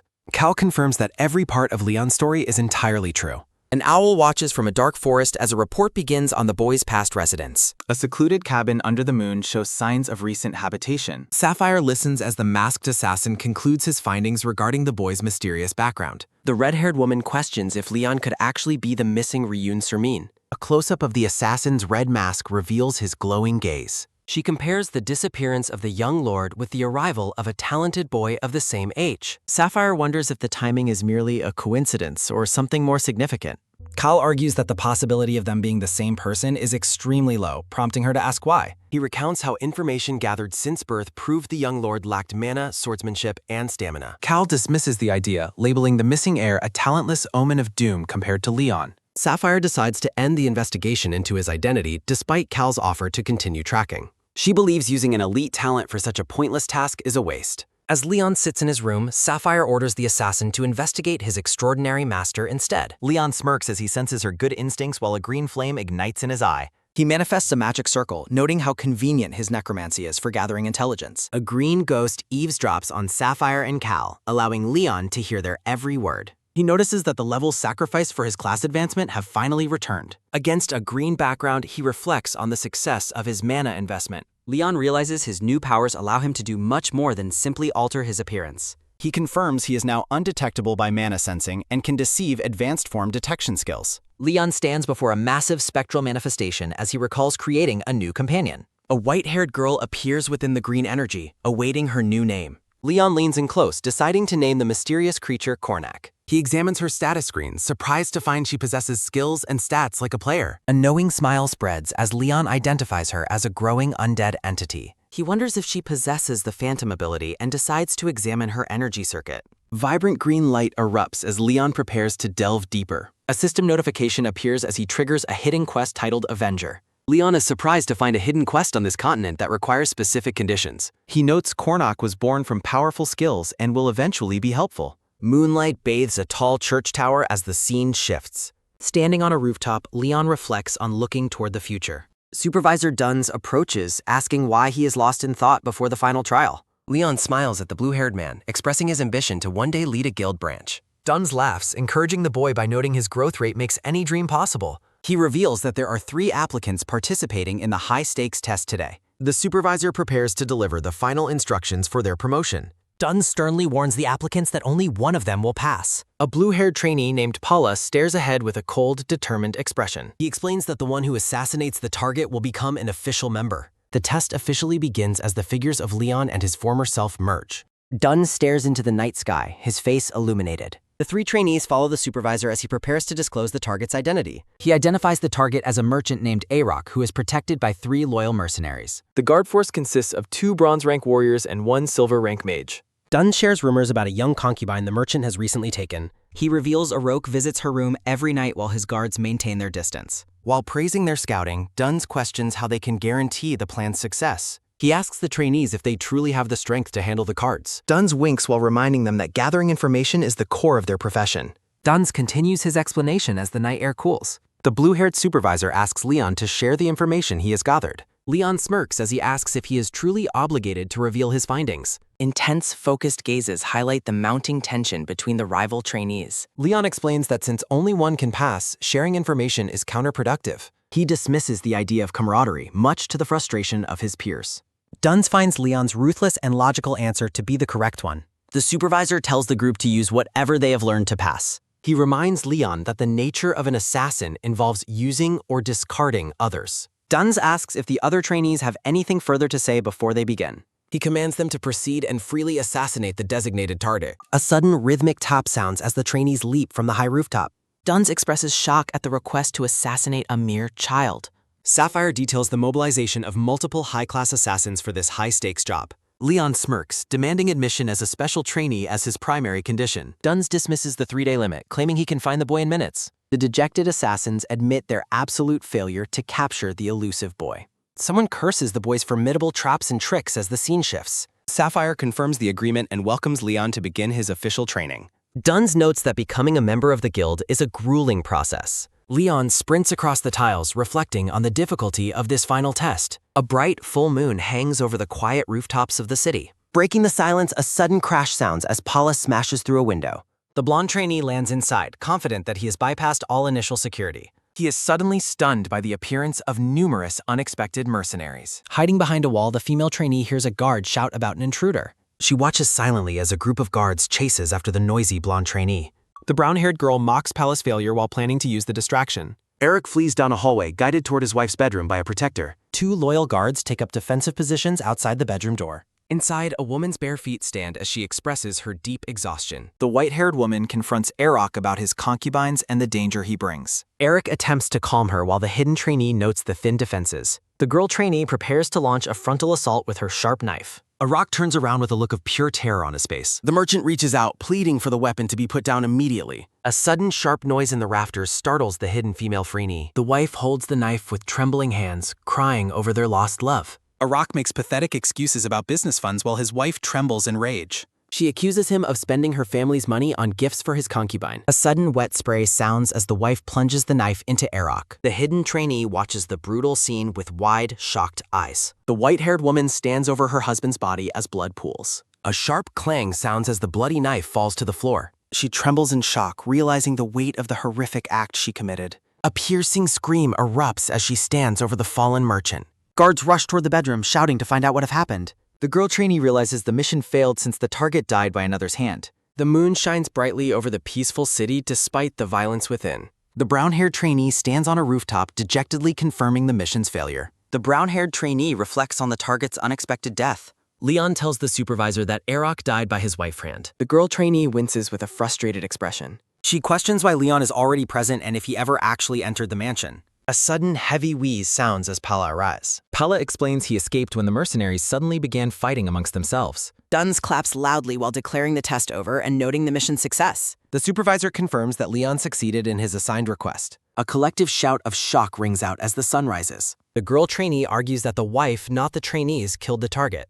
Duns clarifies that the wife's actions were actually Leon's doing. He points to the boy, acknowledging his unique methods. Under a green glow, Leon's influence over the scene is visualized. The other two trainees stare at him in complete disbelief. Duns asks if the boy intentionally caused the wife to kill the merchant. The supervisor places a hand on Leon's shoulder, requesting an explanation. Leon assumes Duns would find an explanation unnecessary, irritating his peers. Leon smirks as he agrees to reveal his plan. Paula and the girl exchange a look of pure confusion. Leon explains the solution relied on the internal conflict between Arok and his wife. A close-up shows Leon's hand resting near his belt as he continues. He notes that identifying Arok was easy given the merchant's fame.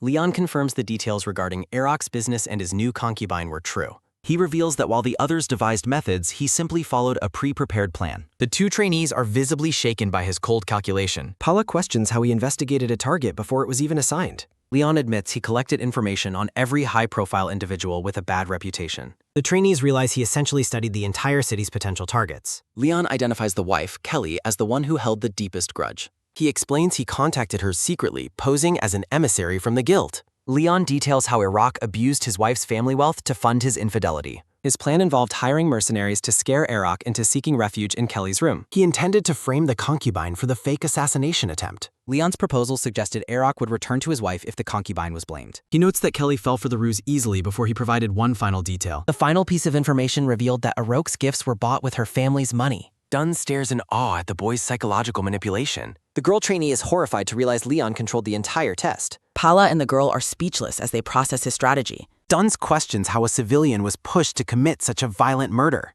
Leon admits he provided a bit of chemical assistance to ensure success. He explains he spiked the alcohol and the mercenaries' water with alchemical potions. Leon notes the drugs cloud judgment and induce intense rage in the targets. He reflects on his decision to protect his fellow guild members. Leon smirks while explaining he simply didn't want any of them to die. A sudden, rhythmic thump sounds as his peers stare at him with blushing faces. Duns concludes that the combination of drugs and information caused the final outcome. He notes that true assassination doesn't always require a personal blade. The supervisor officially congratulates Leon on passing the final test. Leon reminds Duns that the guild can now collect extra payment from the widow. Leon notes the infiltration of assassins despite Kelly's direct involvement in the murder. He clarifies that Kelly intends to hide her crime behind the guild's reputation. The gray-haired man stares in disbelief as he processes the boy's shocking information. Paula reflects on Leon's extraordinary competence while observing his confident, side-eyed expression. Duns dismisses the others to the guild and asks Leon for a private conversation. A series of quick leaps sound as Paula and Rip depart, leaving the duo alone. Duns crosses his arms and sternly asks the boy if he truly understands the weight of his actions. Radiating intense purple energy, Duns criticizes Leon for ignoring the emotional toll on the client.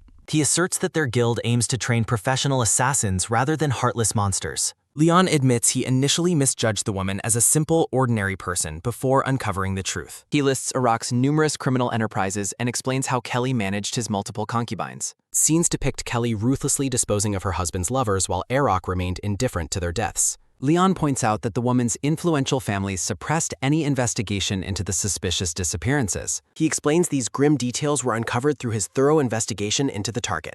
He argues that an assassin's primary focus should be the contract and the final payment. Leon stands in the shadows, his face partially obscured as he challenges the veteran's ideology. He concludes that the request was completed on his terms despite Kelly's lasting suffering. Duns questions if the boy believes conscience has no place in their deadly profession. Leon stares out at the city, expressing his desire to change the world's flaws through strength. A light, quick landing sounds as Leon departs while Duns reflects on the guild's stagnation. Duns remains solitary on the fortress wall as the scene transitions to the guild. The sun shines brightly over the imposing headquarters of the Martong Guild. Leon stands proudly in his new guild uniform beneath the warm light of the hall. A red-haired woman officially welcomes him into the guild as a fifth-class assassin. A bright, rhythmic chime sounds as a golden system window confirms the quest's completion. Multiple notification windows appear to announce a massive level jump and bonus achievements. A soft, melodic ping sounds as the system notes Leon has gained the respect of his peers.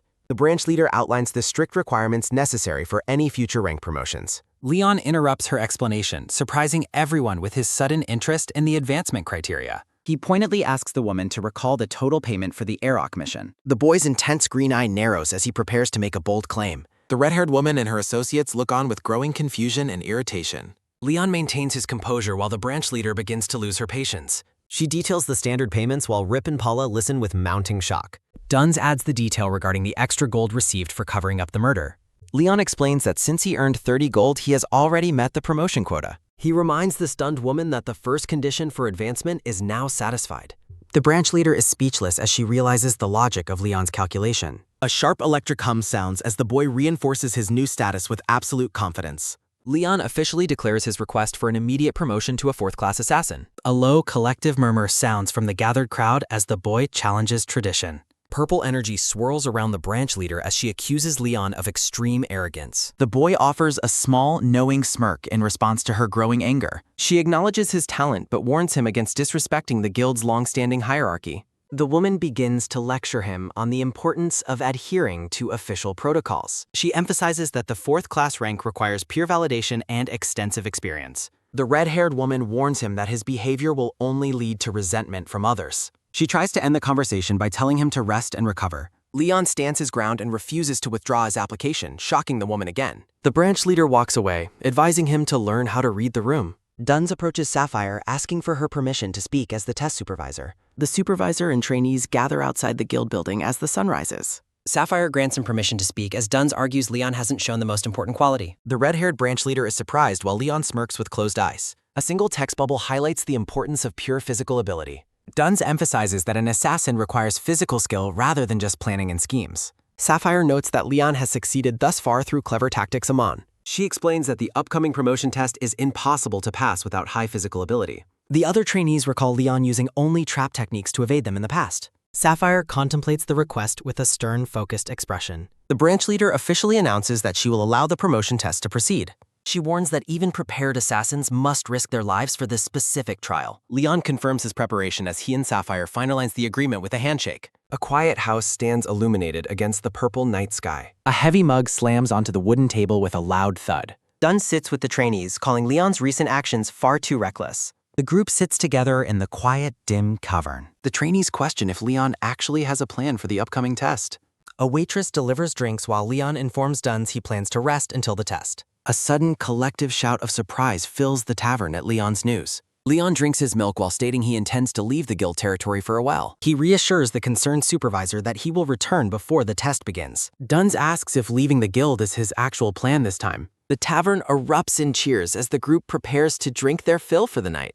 The guild house stands silently under a vast starry night sky. Leon eats quietly as he reflects on his future responsibilities as an official member. Leon walks through the massive city gates as he begins his journey. The cloaked boy stands on a high cliff overlooking a dark valley. Leon identifies his destination as the dangerous Dark Zone. A green glow emanates from Leon's eye as he stares into the land of death. A sudden, rapid clatter of hooves sounds on the dark path. A noble's carriage travels through the night, escorted by a squad of armored knights. A pink-haired knight leads the escort on a white horse. The knight spots something on the road and reacts with surprise. The white horse stares ahead with dark, intense eyes. The pink-haired knight stops his horse as he encounters someone sitting in the road. He demands to know what the intruder is doing in their path. A cloaked figure sits on the ground with a bandaged leg. The stranger pulls up their hood as the knights watch suspiciously. Leon reveals his face, looking up at the pink-haired knight. Leon puts on a tearful expression while asking for a ride to the nearby village. He explains that he cannot walk and fears dying alone in the dark. The pink-haired knight remains skeptical, calling the boy a bold brat. He threatens Leon for the crime of stopping a noble's carriage in the middle of the road. Leon smirks while pointing out that they clearly aren't in a hurry or on official business. The pink-haired knight is stunned by the boy's perceptive and blunt observation. Leon pleads for help with a sparkling, innocent, and pathetic face. The knight turns as a quick, sharp knocking sounds from within the carriage. A voice from inside the carriage commands the knight to bring the child along. The pink-haired knight shouts in protest at the noble's unexpected request. A voice from within the carriage suggests that letting the boy ride on a horse would be acceptable. The pink-haired knight looks stunned as Leon sits behind him on the white horse with a satisfied smirk. A green-haired knight winks while noting how well the arrangement suits his commander, causing the pink-haired man to groan in annoyance. The pink-haired knight turns his head to ask the boy for his name. Leon identifies himself and claims he is originally from a place called Peyton. Leon expresses his gratitude, stating that he survived only because of the young lady's kindness.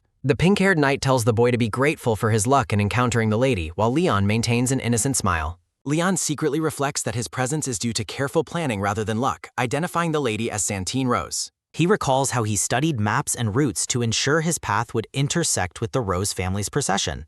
Leon's investigation revealed that Santine was forced into exile following the sudden death of her family's head. He notes that the soldiers escorting her were only knighted specifically for this journey into exile. The green-haired knight laments the many hardships the young lady must be currently enduring. Leon watches them with a cold, calculating smirk while considering the downfall of the Rose family. The green-haired knight bitterly attributes their family's ruin to the actions of the Sermine family. Leon recalls his private research into the suspicious circumstances surrounding the family head's death and Santine's subsequent exile. He wonders exactly how the Sermine family became entangled in the situation. The pink-haired knight questions the other soldiers on why they believe the Sermine family is at call. A soldier claims he heard the Sermine family assassinated the head to cover up evidence of their collusion. Leon stares ahead with intense focus as he recalls the image of the fallen family head near spilled glass. The moon shines brightly over the quiet forest as the group continues their journey.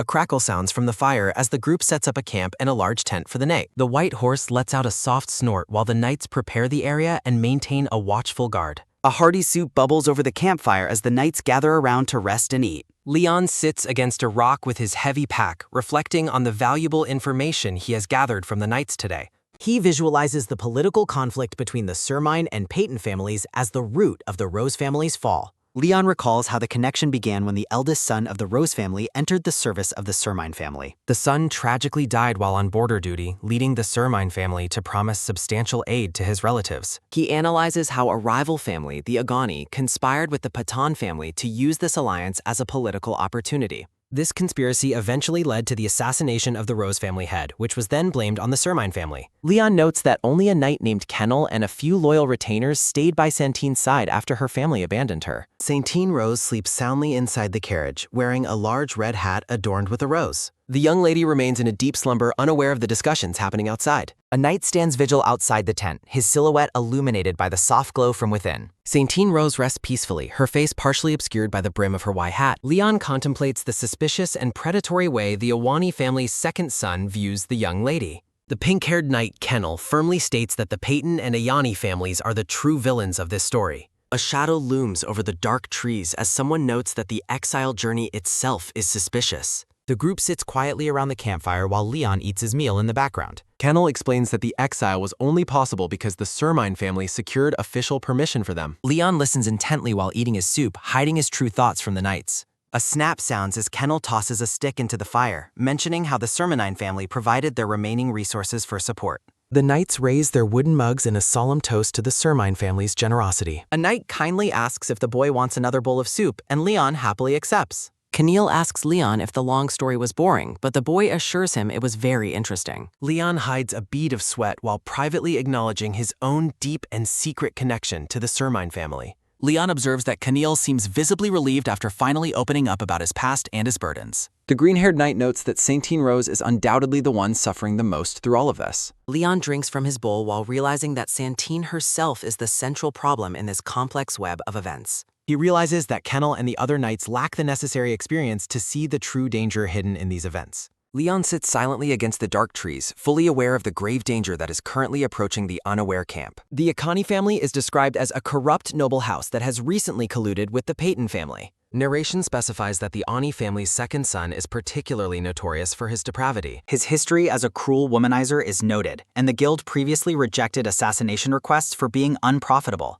He is known for preying on the defenseless poor and maintaining a high level of personal security. Leon realizes Santine Rose is a target and decides he can no longer stay at his camp. The blue-haired boy looks out over a moonlit cliffside, contemplating the coming threat. A soft rustling sound follows as a hooded figure leaps through the trees. Leon looks back at the trail, confirming his suspicion that someone is following him. He decides it is more efficient to slow the pursuers down with traps than to confront them directly. Two armored guards ask the boy how he managed to get covered in so much dirt. Leon offers a strained smile and lies that he rolled around while searching for a place to relieve himself. The guards tell the boy to rest as he secretly hides a gardening trowel behind his back. Narration explains that Leon has dug numerous pitfalls to hinder anyone pursuing the group. While he sleeps, Leon reflects that his help with the traps serves as payment for his meal. The sun rises brightly over the mountains as the group continues their journey. They arrive at Dawson Village, where the boy thanks the party for bringing him this far. Leon maintains his cover by claiming to be a peddler interested in buying monster materials. The party prepares to part ways at the village entrance because their destination's different. A soldier reaches out to offer the boy a small glass vial. He explains that the young lady sent a healing potion for the boy's injured leg. Leon is visibly surprised that the noblewoman would show him such kindness. Santine Rose offers a gentle wave from the window of her carriage as it departs. The pink-haired commander notes that the lady found brief peace thanks to the boy's company. Leon bids them farewell and tells them not to come looking for him in the future. A guard mentions that the commander is actually a good person who would have helped regardless. The soldiers share a laugh about their leader's grumpy and serious attitude. A series of rhythmic thuds sound as the carriage and its escort ride into the distance. Leon carefully examines the red potion while reflecting on the noblewoman's generous gift. A sudden, sharp pop sounds as the boy pulls the cork from the bottle. A series of rhythmic gulps sound as he drinks the entire potion. A distant, thundering rumble sounds as a massive cloud of dust approaches. Heavy, pounding thuds sound as horse hooves strike the dirt road at high speed. A group of masked riders gallops past the boy without noticing him. Leon counts 6 pursuers and identifies them as mercenaries and beginning swordsmen. He notes the presence of a mage and a hooded noble among the riders. The lead rider is identified as Garuda Ayani, the silver-haired villain from the reports. A close-up focuses on the intricate orange and purple details of Garuda's honor. Garuda Ani rides past the boy with a menacing grin, focused on his target. A heavy, thundering rumble sounds as the pursuit team continues toward the valley. Leon realizes the team's strength is higher than expected and his traps have failed. He initially decides that his suit payment wasn't enough to justify the danger of helping further. A loud, resonating hum sounds as he realizes the potion was a high-grade item of immense value. The boy offers a small, knowing smirk as he reconsiders his next move. He reflects on the kindness shown by the lady despite her life hanging by a thread. Leon envisions the Rose family being massacred and the lady being kidnapped. He concludes that the expensive potion serves as a fair advance payment for his assistance. A powerful, surging hum sounds as Leon activates a massive green magic circle. He channels his mana to summon a masked figure with long silver hair. Leon stands with the summon and prepares to start their first official job together. The name Cornac appears on the screen as the boy prepares to interview. The carriage and its nightly escort travel along a winding mountain path. A rhythmic thud-thud-thud sounds as the horses gallop across the dry earth. Kennel looks noticeably sweating and tense as he leads the procession. The pink-haired knight orders the escort to increase their speed, catching a soldier by surprise. He addresses the carriage, informing Lady Santine that she must endure the shaking as they speed up. The green-haired knight questions the sudden change in pace as Kennel remains focused and panicked. Kennel shouts that pursuers with mana are closing in on them while a light glows from the carriage. He points forward, urging the group to hurry because the border is right ahead. Kennel identifies the knights Chaku and Gayan, ordering them to take the lady to the border if they are caught. He knows that once they cross the border, even the Anani family will be powerless to act. The sight of the wooden wall and Daron's guards offers hope for safety against their pursuers. Camille stays back and draws his sword, shouting for the others to run while he buys time. The other knights call out to their commander, promising to meet him at the border. Camille privately reflects that the Ayani family's knights are far above his own skill level. Despite the overwhelming odds, he proudly reaffirms his duty as a knight of the Rose family. A squad of hooded and armored riders charges toward the lone defender. The lead pursuer with grayish hair and sharp teeth notices Kennel and mutters to himself. Kennel stops the group's advance by slamming his blade into the ground and shouting for them to stop. He demands to know who they are and orders them to retreat from the Rose family's path immediately. Kennel threatens to decapitate them while the lead pursuer offers a mocking, toothy smirk. The hooded man ridicules the threat of having his head cut off with a sinister grin. He mocks Kennel for acting superior just because he was recently knighted. The lead pursuer begins to pull back his hood to reveal his true identity. Garuda Ani reveals his face, his long grayish hair flowing as he looks down at Kennel.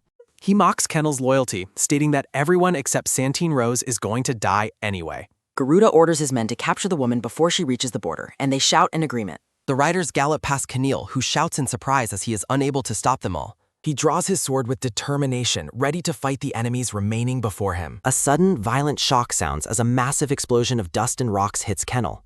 Kennel reels from the impact, realizing a powerful mage of the second circle or higher has joined the fray. Garuda taunts the injured knight, telling him a fellow knight will handle the rest of the fight. An armored man in a long orange cape walks toward the kneeling and bleeding Kennel.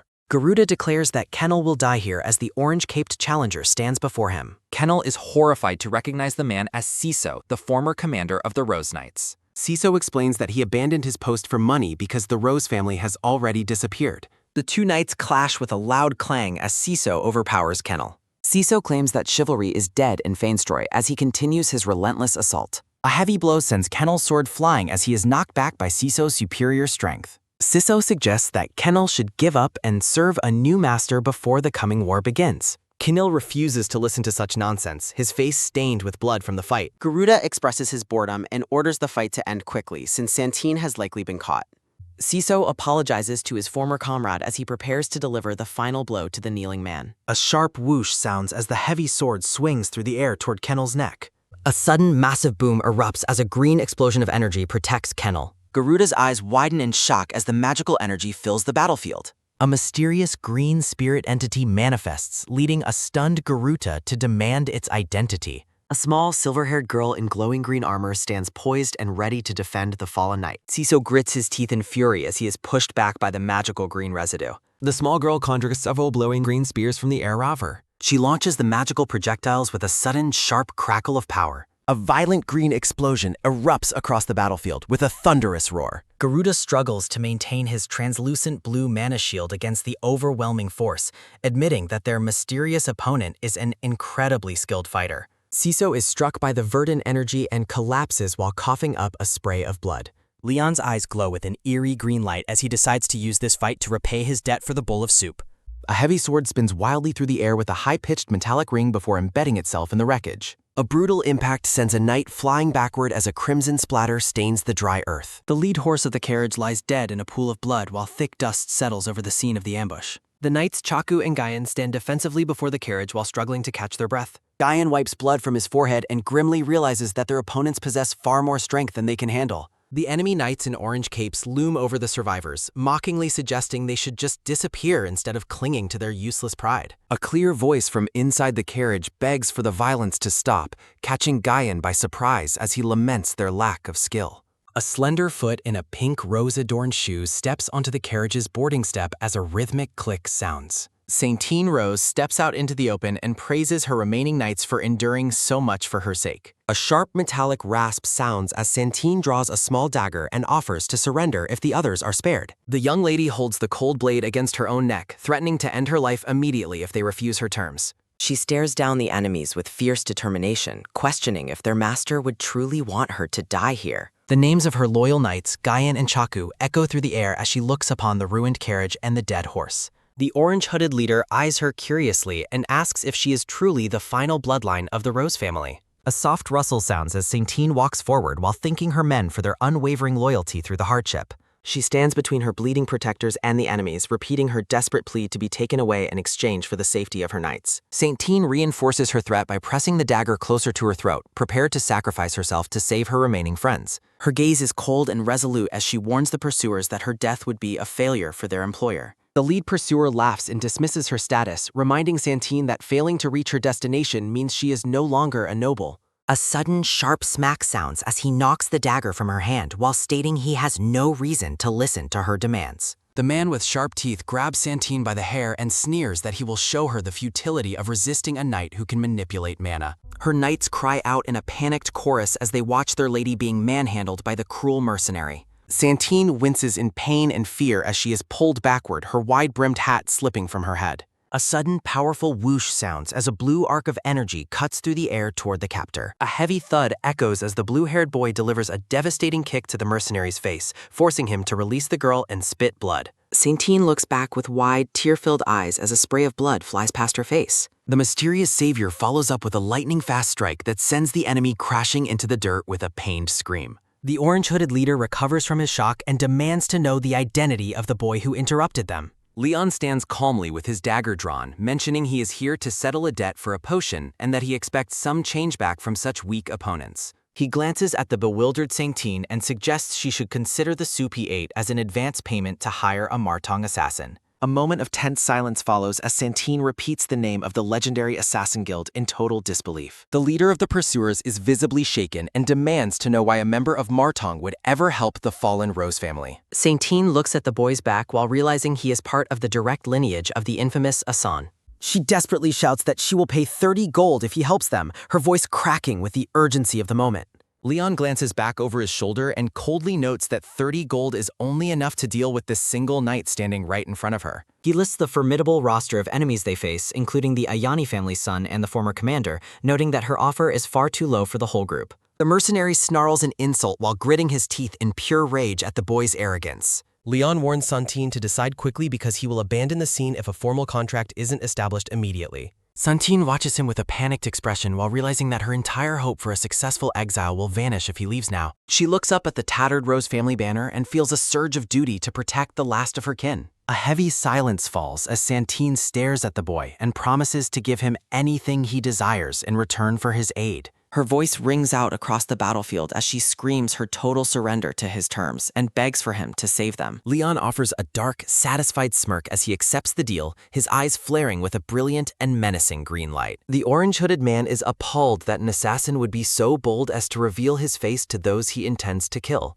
A sharp crackle sounds as Leon coats his blade in green mana, mocking the idea that assassins should remain hidden as a rule for cowards. He leaps forward with a burst of immense speed and declares that a real assassin doesn't need to hide when their target is already as good as dead. A vibrant green energy slash. A sharp, wet slash sounds as the green energy cuts deep into the armored knight's chest. Leon explains that elite assassins never make mistakes, giving them the confidence to reveal their faces to those they are about to kill. Santine watches the chaotic Paul. Leon smirks and notes that this is his very first official commission representing the Martong Guild. He declares that his payment for this job will be everything the Rose family has left to offer. Leon focuses power while stating he needs to establish a reputation worthy of such a high price. Sisso recoils in the dust and angrily tells the boy to stop talking such nonsense. The former commander laughs mockingly and asks if Leon truly believes such seasoned warriors will be defeated so easily. Leon glances back coldly and questions the knight's use of the word "we" as the tide of battle shifts. Another orange-hooded pursuer lunges from the shadows with a murderous scream, intent on taking the boy's life. A sudden, powerful whoosh sounds as Leon effortlessly avoids the heavy downward swing of the enemy's longsword. Leon lands gracefully at catch. The orange-caped knight shouts at his fallen comrade to stop lying around and rejoin the fight. He warns his fellow pursuers to stay alert, reminding them that their opponent is a lethal Martong assassin from the Asan lineage. The enemy brothers boast that Leon made a fatal mistake and claim their coordinated position-switching swordsmanship is invincible. They lunged forward together, promising to make the young assassin regret his choice to defend the Rose family. Leon simply smiles with amusement and asks if they truly believe their amateur tactics will work. A sudden, sharp ting sounds as a magical window confirms that Leon's body domination skill has been successfully activated. Another magical notification appears, signaling that his body acceleration skill is now enhancing his immense speed. A heavy, rhythmic humming sounds as Leon moves with such speed that he becomes a blur of green light among his enemies. The confused knight desperately asks if he is fighting a magic technique, an illusion, or a physical clone. He begins to panic as he realizes he cannot detect even a trace of mana flow from the boy. A sudden, sharp whoosh sounds as the knight swings wildly at a shadow, only to find nothing but empty air. The leader screams for his men to stop swinging recklessly and to wait for a counterattack with proper timing. Leon appears close to his target and coldly whispers that it is already too late for them to adjust. Multiple green energy arcs rip through the air, carving through the defenses of the orange-hooded knights. Leon's eye glows with power. A sharp, low hum sounds as the assassin disappears and reappears behind his bewildered tarpet. The enemy remains trapped in his own confusion, wondering if the boy's speed is due to magic or clones. Leon looms behind the man like a ghost, mocking the fact that his opponent still cannot detect his presence. A sudden, high-pitched scream sounds as the knight realizes death is standing right behind him. Leon prepares a final strike. The commander desperately repeats his orders for the group to maintain their formation and time their strikes together. A soft, quick tap sounds as Leon touches the man's forehead and explains he has already inflicted darkness, weakness, and auditory disruption. The knight is horrified by the reveal of curse-type skills and accuses Leon of possessing forbidden necromancer abilities. A sudden, violent slash sounds as a spray of blood erupts into the air, marking the end of the mercenaries' resistance. The knight is thrown backward. Leon looks down at the carnage and tells the dying man to finally understand the pain of the Rose family. A tranquil sunset drapes the mountains. Thick dust settles over the remains of the carriage where the knights Gaian and Chaku wait in the fading light. A sharp, metallic clack sounds as a pair of blood-stained Greaves walk slowly toward the survivors.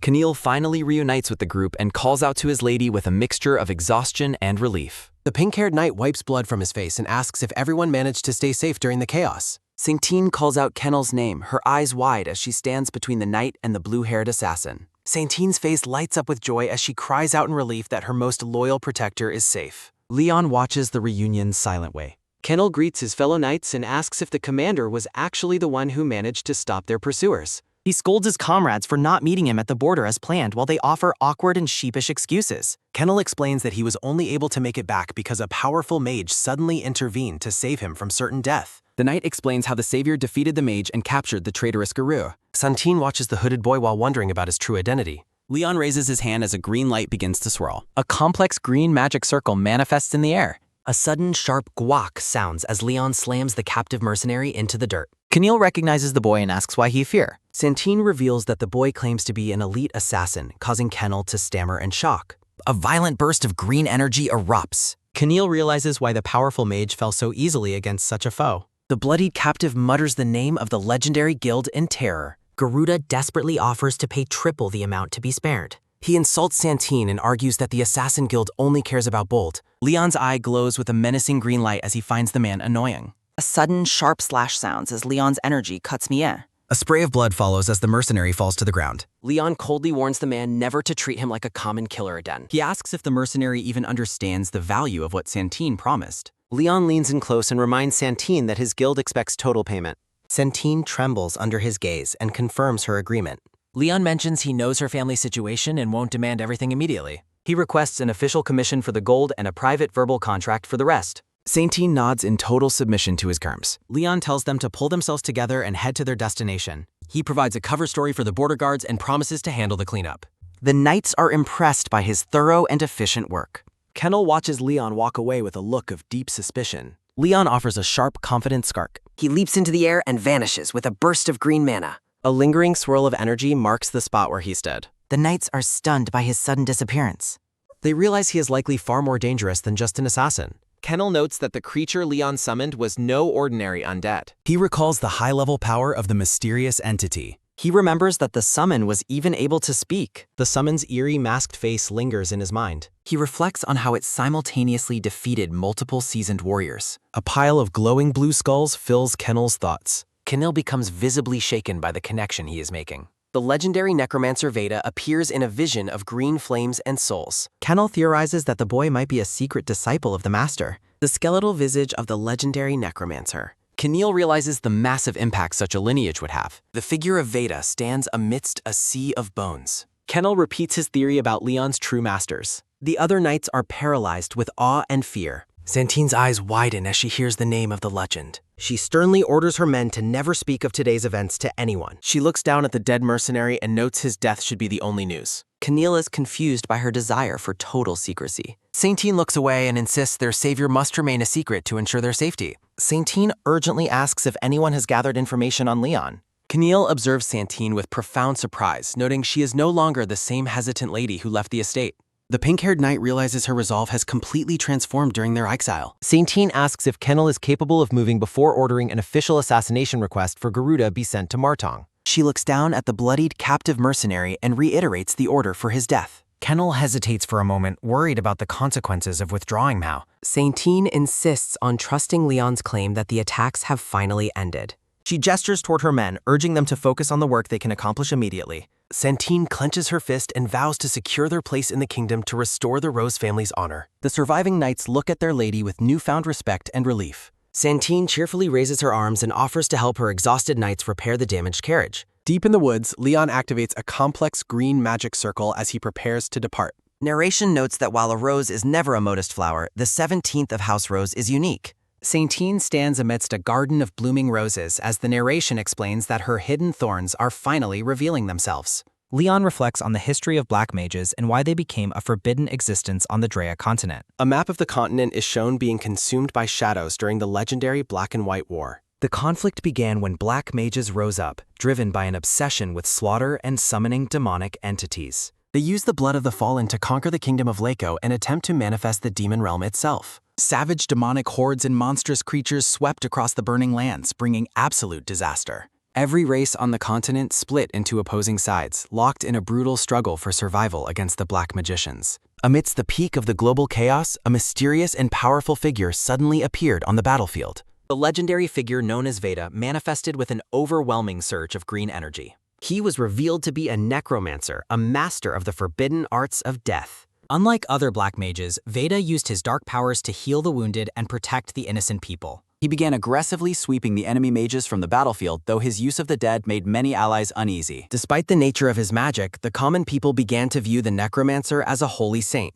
Veda only animated the corpses of those who possessed a strong will to continue serving even after their passing. The strength of his unique undead legion was on a level far beyond any ordinary summoned creature. Thanks to Veda's intervention, the Alliance of Races finally turned the tide and won the war. After the victory, Veda refused all kingdom rewards and vanished just as suddenly as he had first arrived. Leon smirks while thinking that summoning the masked spirit Cornac was the perfect way to leave a lasting impression. He acknowledges that Santine proved herself unexpectedly capable of leading her family through such a dire crisis. Leon walks through the dark, misty woods while reflecting on his eventual need to return to the Daron kingdom. He considers saving the girl to be a strategic investment in the future of his true identity, Ri-Yun. Leon looks down at an old, weathered wanted poster featuring his previous name and face. He tears the poster of Ri-Yun in half, deciding to let the name Leon gain fame through his recent deeds. He sees great potential in Santine as the next head of the Rose family, despite their current fallen status. Leon looks back one last time and thinks about how he looks forward to their next meeting. The blue-haired boy stands alone on a jagged cliffside, letting out a weary sigh of relief. He calculates that his journey has only progressed for half a day since he passed through Dawson Village. Leon gazes down into a massive glowing abyss that cuts deep into the frozen landscape. He announces that he has finally arrived at the starting point of the mysterious Dark Zone. Leon stares into the depths and confirms he has reached the 12th layer of the subterranean world. A vertical view reveals the immense scale of the glowing blue chasm stretching into the dark earth. Streams of magical blue light cascade down the rocky walls of the bottomless pit. Leon wonders just how far down into the crust of the world he has actually traveled. He notes that the depth is so extreme that the light of the sun can no longer reach his position. He is puzzled by the fact that a strange, unnatural light still exists in this sunless environment. Leon observes that the surrounding darkness is heavy enough to swallow the very light that illuminates his path. He warns himself that uncontrollable and lethal monsters are known to emerge from within these lightless depths. Narration explains that while humanity has defended the Drea continent, the Sermon family researched the Dark Zone's front lines as Leon watches glowing-eyed goblins from the shadows. The subterranean realm is described as a confusing maze, functioning as a dungeon, tower, and sea all at once, which led the continent to divide its boundaries. A vertical map of the abyss highlights the first 6 layers, noting they remain undiscovered despite the belief in their existence. As a horde of goblins charges forward, the narration clarifies that higher layer numbers are closer to the surface and contain weaker monsters. A sudden sharp screech sounds as a monster pounces forward with a wide predatory grin. The blue-haired boy stands his ground as the savage creatures swarm him from all ends. A sudden, clean slash sounds as Leon cuts through a goblin, noting that the 12th layer is home to orcs, goblins, and mutant beasts. Leon reflects on his childhood studies within the Sermon family, recalling a time he spent hours reading in the Grand Library. A sudden, wet splash sounds as Leon decides this environment is perfect for leveling up. He looks at a map of the continent and concludes that hunting scattered monsters across the surface is inefficient. He decides that a player is much better suited to hunting in areas where monsters live in dense, concentrated clusters. Leon manipulates a wisp of green mana while identifying this location as his optimal hunting ground. A system notification confirms he has gained experience as Leon observes a bloodied map, noting that only mana can guide a person through the dark zone. Leon's eyes glow with intensity while he explains that few travelers come here, ensuring his privacy within the maze-like structure. He stands atop a massive, radiant green magic circle and prepares to unleash the necromancy powers he has been suppressing. With a confident smirk, the boy commands the dead to rise. Green flames erupt as the skeleton Kornak manifests alongside a rising army of undead goblins. He views the lowest grade undead as simple meat shields, noting their utility despite their mindless nature. A golden system window announces the activation of Hand of Death, which strengthens his summons and extends their duration. Leon holds up a finger while observing the corpses, pleased that this area provides ample fuel for his skills. A low, eerie moan sounds as Leon orders his growing army to blow off some steam. The scene shifts to a dark, misty canyon where the echoes of battle begin to resonate. A chorus of pain screams erupts as the undead goblins tear through their living counterparts in a bloody frenzy. Guttural groans sound as the slaughter intensifies within the dark valley. Leon watches the carnage from a high rocky outcrop surrounded by the green glow of his loyal minions. He observes the swirl of mana around him and calculates that his current undead count has reached 30. Leon offers a cold, satisfied smile before ordering his minions to fall. A heavy thud sounds as the undead goblins collapse back into piles of lifeless meat. The boy wonders if 30 summons is truly the current limit of his capabilities. Leon sighs while reminiscing about his prime, a time when he commanded tens of thousands of souls. He explains that undead are like puppets that drain mana continuously, requiring constant individual control. While mental strength is not an issue, Leon acknowledges that his insufficient mana is currently his biggest hurdle. He clenches his fist and reaffirms that his purpose in the Dark Zone goes beyond mere experience points. A purple blast of energy shakes the canyon as Leon declares his intention to hunt a Lair Guardian. A deep, guttural roar sounds as a massive minotaur with glowing eyes and a spiked mace appears amidst a pile of skulls. Leon's gaze sharpens as he targets the boss monster, his eyes trailing wisps of green energy. A weary, heavy breath sounds as the boy wipes sweat from his brow. A sudden dramatic thud sounds as Leon stands atop a mountain of hundreds of defeated monsters. A system notification alerts him that Hand of Death has leveled up, though he finds the constant combat relentless. He looks over the corpses and plans to use them as a fighting force against the impending Guardian. Narration notes that the Dark Zone spews out monsters as if dozens of dungeons were merged together. A soft, dissipating sound rings out as Leon notices a dead monster beginning to revive. A faint, rushing sound echoes as he explains that Dark Zone monsters eventually revive after death. He contrasts these creatures with other races, noting that these monsters think only of slaughter. A quick, firm step sounds as Leon decides to stop overthinking and move forward. Leon sits in meditation as a system window confirms his mana has increased by 3 points. A low, humming vibration sounds as he applies the growth to his summons, watching the magic circle glow. Multiple system alerts announce that Raised Dead has improved in rank, along with its skeleton and zombie subskills. With green energy coursing through his hair, Leon realizes he must now grow through means outside the system. A sharp clicking sound rings out as Leon reacts to a notification that Kornak has found a desirable bone. Leon watches Kornak find a bone. A notification confirms mana increased by 1. The blue-haired boy looks on shocked. Leon realizes leveling Kornak is beneficial. Leon considers creating more special undead. Leon prepares his stored mummified corpses. Leon recalls storing Garuda Ani's corks. Wrapped bodies fall from subspace storage. Leon begins his soul extraction experiment. Green energy erupts during soul extraction. Green mist fills the dark canyon. A blue beast gnaws on remains. The massive creature lets out a growl. The soul extraction process continues. The blue beast waits in shadow. A fierce snarl escapes the monster. The Lair Guardian is well known. It dwells in the weakest zone. Stories of its brutality have spread. Sermon researchers named it Human Slayer. The Human Slayer glares with intensity. Leon observes the beast and purser. Leon identifies the level 23 berserker. A deep, guttural roar sounds out. Leon is targeted by Orc Fear. Leon successfully resists the stat decrease. Leon claims he prepared for this. High mobility is required for combat. Leon summons a flaming zombie wolf. The wolf provides a fast knot. A sudden, sharp screech sounds out. Leon plants his strike on Wozback. The beast is confused by Leon. Leon acknowledges the monster's immense strength. Rage boils within the blue beast. The monster slams its weapon down. Leon looks for a fatal opening. Leon leaps forward with his mount. A slash of energy strikes out. A sudden, pained screech sounds out. Leon laments his low assassin level. Leon activates the skill Worsen Rooms. A sudden, wet splash sounds out. Blood sprays from the monster's mech. Dark energy erupts from the injured. Leon uses a deadly curse skill. Leon orders the monster to die. The beast enters a berserk state. Frontal combat is deemed too risky. Leon commands the dead to rise. Radiant magic circles glow brightly. Skeletal forms rise from magic circles. An undead army awakens within shadows.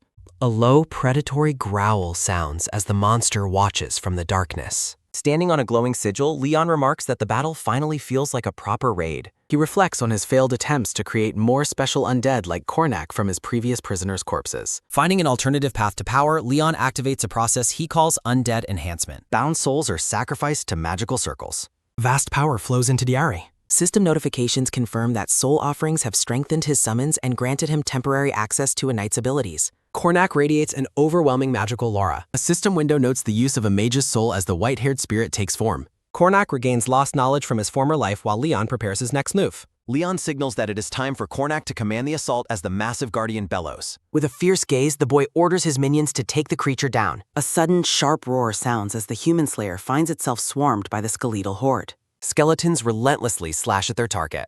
Volatile green energy erupts upon impact. Explosive magic overwhelms the giant monster. Green poison seeps into the slayer. Leon observes the carnage and notes that his undead units now explode into poison upon their destruction. Activating his commander's eye, Leon admits the human slayer is proving more resilient than he anticipated. He looks down at the creature, explaining that despite the power of the knight's soul, his undead are ultimately expendable tools. He views them as mere shields meant to endure until the poison saps the guardian's berserk strength. Leon calls upon Kornak once more. Corrosive boils cover the beast's face.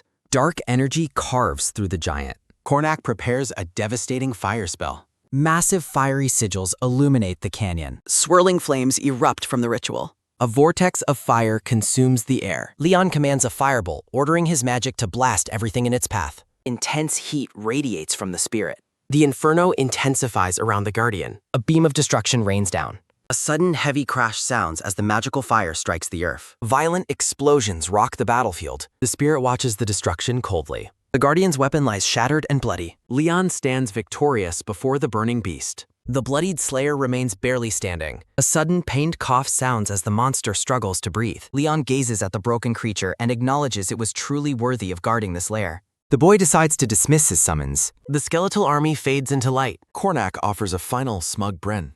A low, weary groan sounds from the defeated monster. Leon looks at the dying guardian and claims victory over its tenacious life force. Leon prepares to use his improved skill. Narration explains that several days of experimentation have leveled up Hand of Death, unlocking a powerful new ability. The blue-haired boy activates a powerful life drain skill typically reserved for high-level necromancers. A system notification confirms he has successfully stolen health points from the fallen guardian. A faint, crackling sizzle sounds as the last remnants of the monster's energy are consumed. Leon reaches level 24 while a new notification offers him a chance to extract the guardian's soul. He marvels at the discovery that a lair guardian possesses a soul unlike common monsters. Despite the risky 57% success rate, the boy decides the potential reward is too great to ignore. Leon smiles confidently as he prepares to initiate the soul extraction process. A low, resonating hum sounds as purple magical energy begins to swirl around his hand. A sudden, sharp crackle sounds as the massive spirit of the beast begins to pull away from its physical form.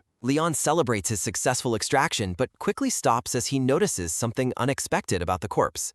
He observes that while the soul is gone, the physical remains of the monster persist. Leon finds it strange that the creature did not vanish and regenerate like typical Dark Zone inhabitants. He reflects on the normal cycle where monsters return to their posts to challenge the next adventurer. Worried about being discovered, he glances back at the translucent, masked spirit hovering behind him. A heavy, rhythmic clanking sounds as footsteps approach the site of the battle. A group of knights wearing red capes and carrying shields emblazoned with a tree emblem arrives at the canyon. The brown-haired woman calls out to her squad as she discovers the aftermath of the fight. Her expression shifts to one of pure shock as she takes in the scene before her. The knights survey the shattered ground, questioning if the legendary slayer has truly been defeated. The blonde-bearded man calculates that a force of at least 30 elites would be required for such a feat. The woman argues that no registered group of that size has entered this lair recently. She notes that the clinical precision of the wounds suggests a highly experienced human hunting party. She confirms the guardian's death while reminiscing about the beast's legendary power. Sensing trouble, she commands her troops to secure the lair before the lesser monsters begin to rampage. The blonde-bearded knight remains puzzled about the identity of the mysterious hunters. An orange-haired knight named Chang looks away as his companion warns him not to strain his unhealed arm. The scene shifts to a desolate stretch of the canyon floor. Chang observes subtle marks on the ground that are invisible to the others. He offers a sinister smile, realizing it is finally time to carry out a secret mission. Deep within a cavern, a distant blue light signals the path to a new area. Leon gazes at the glowing exit, wondering if he has finally reached the 11th layer. A soft, rushing breeze sounds as he emerges into a vibrant green valley filled with floating leaves. He notes the sharp contrast between this lush marshland and the ruins of the previous layer. Walking into the forest, Leon concludes that he has put enough distance between himself and the knights. He activates his corpse storage skill, summoning a massive glowing magic circle. A sudden loud whoosh sounds as the magical portal expands across the forest floor. Eerie purple shadows and energy erupt from the center of the spell. A heavy, bone-jarring thud sounds as the physical remains of the human slayer drop from storage. Leon opens his system window and notices that several new questlines have appeared. The list displays the paths of revenge, the assassin, the necromancer, and a new path of souls. He decides to investigate the new content, hoping for further growth. A high-pitched digital chime sounds as the system announces it is merging his necromantic paths. A blinding flash of blue light forces the boy to shield his eyes. A sudden rushing wind sounds as dozens of system windows swirl around him in a chaotic vortex. The myriad of floating windows begins to consolidate into a single, unified interface. A triumphant, resonant ping sounds as a legendary quest named Veda's Legacy is revealed. Leon is baffled as his revenge quest becomes a main mission and his assassin path turns into a class quest. A new sub-quest appears, tasking him with the monumental goal of rebuilding the Sermon family. Leon realizes the system has evolved into a state he hasn't seen since his time in a down. The World Quest window commands him to raise the Human Slayer as his newest undead servant. Leon wonders if a coincidence can truly exist and ponders what connection the Human Slayer has with Veda. He reflects on his time in Aedeon, noting that slaying kings was the only other world quest he ever received. A sudden sharp crackle sounds as Leon summons a complex glowing blue magic circle. Leon commands the dead to rise as a massive spectral beast begins to materialize from the magical energy. The boy's eyes glow with intensity while a powerful aura erupts from the summoning circle. A close-up reveals the terrifying skeletal visage of the beast as it fully awakens. A low, resonating hum sounds as purple magical energy swirls violently around the summoning site. Leon grinds his teeth in exertion, noting that his mana is being drained at an incredible rate. A sudden rushing wind sounds as the dark energy consolidates into a focused vortex. A towering, armored skeletal knight emerges from the shadows, radiating a malevolent purple glow. A heavy, bone-jarring thud sounds as the massive knight plants its foot firmly onto the ground. The colossal warrior stands fully formed while Leon observes the completion of his powerful new summon. Leon identifies the summon as a creature on the level of Kornak as system windows confirm the quest's progression. A system notification alerts him that a hero's soul is required to truly complete the Human Slayer. Leon laments the summon's terrible cost efficiency while looking at a magical card representing the knight. A sudden, high-pitched scream sounds out, piercing the silence of the dark valley. The scene shifts to a moonlit forest where floating specks of light illuminate the ancient trees. A pack of monstrous black wolves growls menacingly as they prepare to lunge at their target. A sudden, heavy crash sounds as the armored knight swings its massive weapon to intercept the beasts. Blood sprays across the clearing as the skeletal warrior effortlessly skewers several monsters with its spear. Leon observes the battle from a distance and concludes that the summon is quite effective for regular monsters. He expresses disappointment that mana consumption remains his biggest hurdle. The knight continues its relentless assault while the boy reflects on the convenience of his corpse storage skill. Leon acknowledges that maintaining a continuous supply of mana makes raising more undead difficult. He devises a strategy where Kornak handles ranged attacks while the skeleton berserker acts as the frontline tank. Resting on a tree branch, Leon watches his summons work as system alerts confirm his level and mana increases. The blue-haired boy reminds himself not to get distracted by solitary hunting and recalls his true mission. Leon prepares to activate a specialized technique he calls the refining method of the blue earth. A sudden, resonant pulse sounds as a giant blue grid expands across the forest floor. The magical scanner continues to ripple through the valley, searching for a specific signature. Leon looks around in frustration, noting that he still cannot find what he is looking for. He recalls information from the Asan family indicating his brothers were seen in this specific dark zone. A memory surfaces of his blue-haired older brother protecting him and a blonde boy in the rain. Leon admits he cannot sense any resonance from his brothers despite his constant efforts. He remembers his brother's cruel behavior and questions their current whereabouts. Leon wonders if his family's information was wrong or if he simply needs to go deeper than the 9th layer. A sudden sharp gasp sounds as Leon senses a magical flare in the distance. He is shocked to discover that the refining method is finally resonating with someone nearby. A soft rhythmic splashing sounds as a single leaf falls into a puddle, breaking the stillness. Leon hides behind a tree and watches as several cloaked figures approach from the shadows. He observes that one of the figures is wearing armor and notably possesses only one arm. Leon hesitates, wondering if he should reveal his identity to the members of the Sermon family. A red-haired woman wearing a silver bird mask suddenly appears behind him and comments on his new appearance. Leon reacts with pure terror as the woman recognizes him and calls out the name Sina. A low, respectful voice greets the young master as Leon stands frozen between the newcomers. The orange-haired knight named Chang and an old man in a blue robe emerge from the brush. The man explains that they hurried to find him after seeing the traces he left in the dark zone. He admits he instructed Chang to watch for any unprecedented anomalies as a signal of Leon's arrival. A sudden low rustle sounds from the surrounding vegetation as something else approaches. A terrifying white-haired spirit with a glowing tiger looming over her appears directly behind Leon. Leon turns in shock as a massive tiger-like spirit and a white-haired woman appear. A heavy, resonant boom sounds as their presence manifests. The white-haired woman tells Ryun she is relieved that he is safe. Ryun acknowledges his mother while noting it has been a long time. Ryun reflects on his mother's frequent absences and how he once misunderstood her devotion to the family. He remembers seeing her face so rarely that he grew to resent her deeply. In a flashback, the woman calls out to a young Ryun in a snowy forest. She reminds Ryun of his Sermon bloodline while he acknowledges his new understanding of her. The mother and son share a moment of mutual understanding in the warm sunlight. Ryun reflects on how his mother struggled to protect him as her last remaining child. A sudden bright hum sounds as a massive green hexagonal barrier expands across the valley. Saina announces the barrier is set and the group gathers to talk comfortably. Ryun turns his attention toward Chang's missing arm. Chang explains he was injured during the Peyton family's ambush on the young master's carriage, but found a new mission.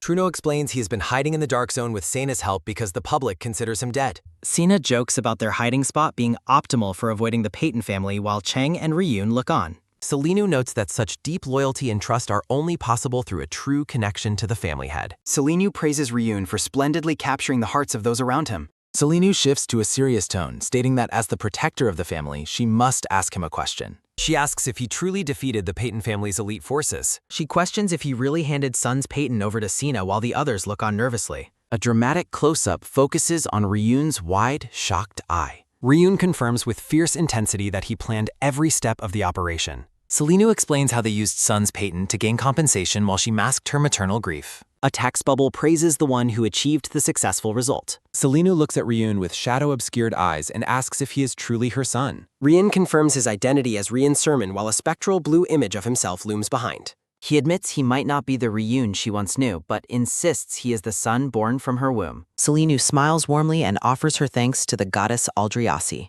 A soft, rhythmic rustle sounds as leaves fall through the dark forest and she prepares to ask one more thing. A heavy, bone-jarring thud sounds as she unleashes a terrifying pressure, asking why he radiates an aura of death. Ryun realizes his mother sensed his necromantic energy despite his attempts to hide it. Selinu looks at him with a piercing, analytical gaze as a master of both sword and holy arts. Ryun accepts that clumsy excuses will not work against a holy knight of her caliber. Ryun reflects on how Sun's Peyton's kidnapping served as the signal flare for his entire plan. He looks at Truno and acknowledges that everyone present is vital to his mission. Ryun realizes that Sena and the others are indispensable for the execution of his plan. Ryun clenches his jaw, knowing he must make them understand his transformation to ensure their cooperation. Ryun offers to tell the group everything. Ryun begins his explanation by stating it all started with a dream he once had. Selinu asks for clarification while he describes his vision as a revelation. A tattered red flag flies over a building as Ryun's vision begins. Ryan describes his vision of the absolute downfall of the Sermon family. A heavy, crushing boom sounds as the pressure increases while Ryun describes their territory burning. He describes how the kingdom abandoned them and saw his family members slaughtered by the Peyton family. Truno and Sena react with grim expressions as Ryun explains the escalation of the conflict. Ryun describes a future where he, his mother, and his sister were all taken prisoner by the Peyton family. A text bubble clarifies the capture of his sister Maria. He details how Sina and Alejandra were brutally murdered before his eyes while trying to rescue them. Ryun recounts years of horrific torture and experiments at the hands of his enemies before his death. Ryun grits his teeth, stating that the vision made him realize who he is and what he must do. Ryun explains that he simply became aware of his full potential and capabilities. He declares that he finally realized his true identity and what he must do. Truno observes that the boy speaks more like a veteran soldier than a child. Sena notes that the vivid fear and intensity of his experience come through clearly. Ryun reiterates that his sudden awareness has changed his entire perspective on their situation. Selinu listens with a sharp, piercing blue gaze as she evaluates her son's claims. A green wisp of magical energy floats through the dark trees as a question hangs in the air. Selinu asks if his dream was the true catalyst for all these recent events. Ryun asserts his identity and his absolute loyalty to the Sermon bloodline. Truno admits that the boy's story is logical considering the Peyton family's recent aggression. Sino wonders if he received a divine revelation or if his Sermon blood was at work. Selinu notes that Ryun has been moving secretly to prevent his dark vision from becoming reality. Ryun asserts that his new power was necessary to defeat their enemies and reach this point. Selinu shifts her focus and asks Ryun what his plan is for the family moving forward. Ryun is surprised that she would believe such a young child's story so readily. Selinu views his actions as those of someone who will shoulder the Sermon family's future. She promises that everyone present will support his mission with all their might. Ryun looks back at her with a resolute and deeply focused expression.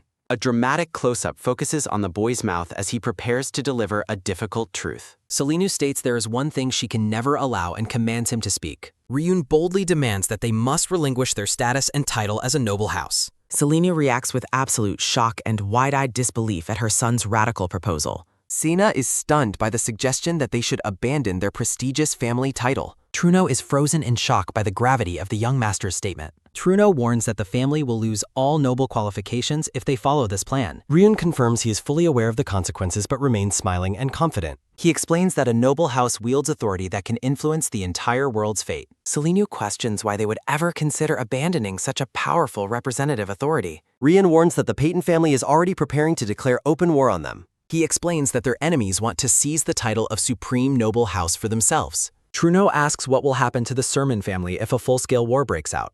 The group looks on with grim expressions, wondering if they actually have a chance to win. Ryun explains that current laws prevent interference, meaning they would be defeated without achieving anything. He suggests they hide under the kingdom's protection to ensure their survival through law. Selene looks back at him and asks if he is truly serious about this drastic move. Ryun stands before her with a calm and unwavering presence, awaiting her final decision. He clarifies that this isn't a surrender but a tactical retreat to lure their enemies. Ryun urges his mother to think about the long-term survival of the family. A reflection of Selenu's face is seen within Ryun's determined Freenhai. Selenu points out that there is still one more vital thing they must address. She insists that he must quickly bring his sister Maria back to the family. Ryun argues that bringing Maria back is the best way to protect her and use her potential. Selenu listens with a sharp and calculating gaze as she considers her next move. The group turns towards Selenu as she prepares to give her final orders as family head. Selenu agrees to relinquish the title and bring Maria back, admitting she should have acted sooner. Ryun confirms that his mother has made the right choice for their future. He notes that this path will allow them to avoid any more unnecessary sacrifices. Selenu admits with a sad smile that she might not be fit to lead the Sermon family anymore. Ryun reacts with sudden confusion and surprise at his mother's unexpected statement.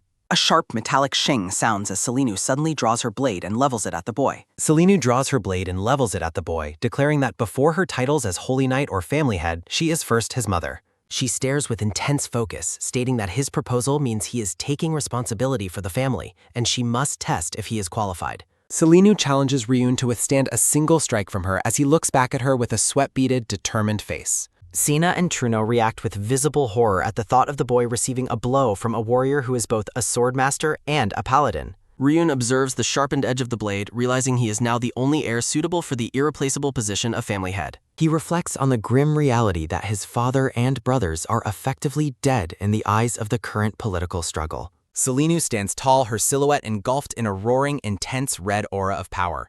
Ryun notices her resolute grip on the sword, understanding that she is preparing to officially hand over the position of family head. Selenu promises that if he survives her strike, she will follow his lead and take responsibility for persuading the family elders. A close-up focuses on Ryun's piercing blue eye as leaves fall through the air, signaling the start of the life or death trial. Selenu, wreathed in fiery energy, repeats her command for him to brace himself and withstand her single, decisive strike. A soft, rhythmic rustle sounds as leaves swirl while Selenu raises her massive sword high above her head. Ryun grips his cloak tightly, unwilling to let his mother bear the crushing burden of the family's responsibility alone. A sudden sharp green hum sounds as Ryun's hand begins to glow with a spectral, phantom-like magical energy. Ryun draws his daggers and resolves that he has no choice but to succeed if this is the only way forward. Selenu radiates a magnificent blue energy, and Ryun recalls her famous title in high society, the Silver Dragon. He notes that she is a rare master of both martial and holy arts, serving as both a swordmaster and a paladin. Ryun analyzes her form, noting the critical limitation that she is unable to wield both distinct powers simultaneously.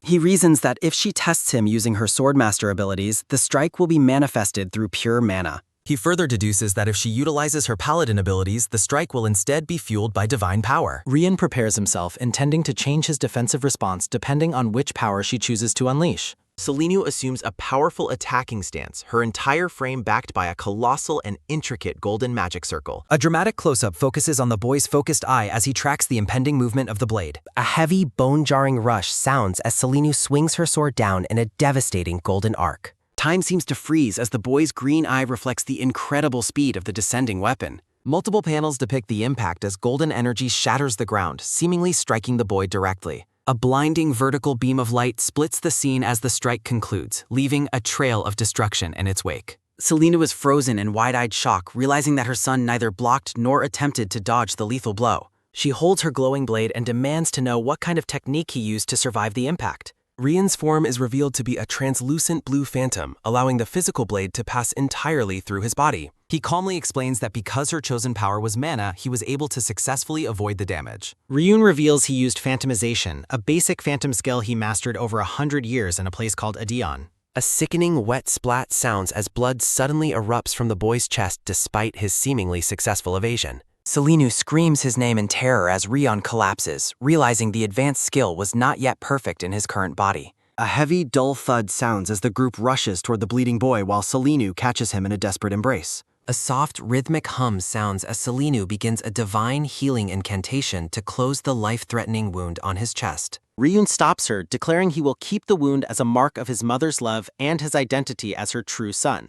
The two share a tender and emotional moment as tears well in their eyes following the conclusion of the trial. Selenu smiles warmly at her son and offers her sincere gratitude for his unwavering belief in her.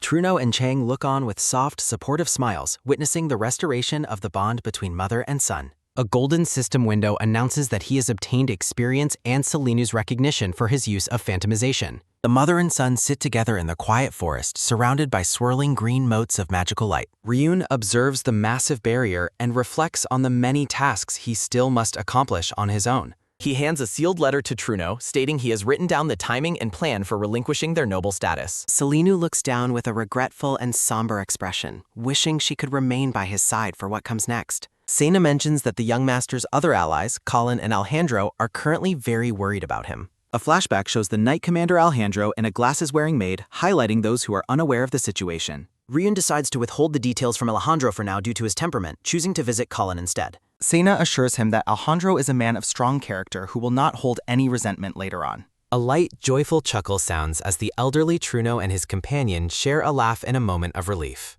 Selenu waves a final farewell to her son as she stands alongside her loyal retainers. The blue-haired boy waves back with a faint smile before beginning his journey. He walks a lonely path away from his family, disappearing into the vast forest. The scene shifts to the fortified walls and bustling streets of the Daeron Kingdom. Rian stands before a weathered building serving as the Martong intelligence branch. A green-haired woman welcomes the assassin known as Leon and presents a scroll from the Peyton branch.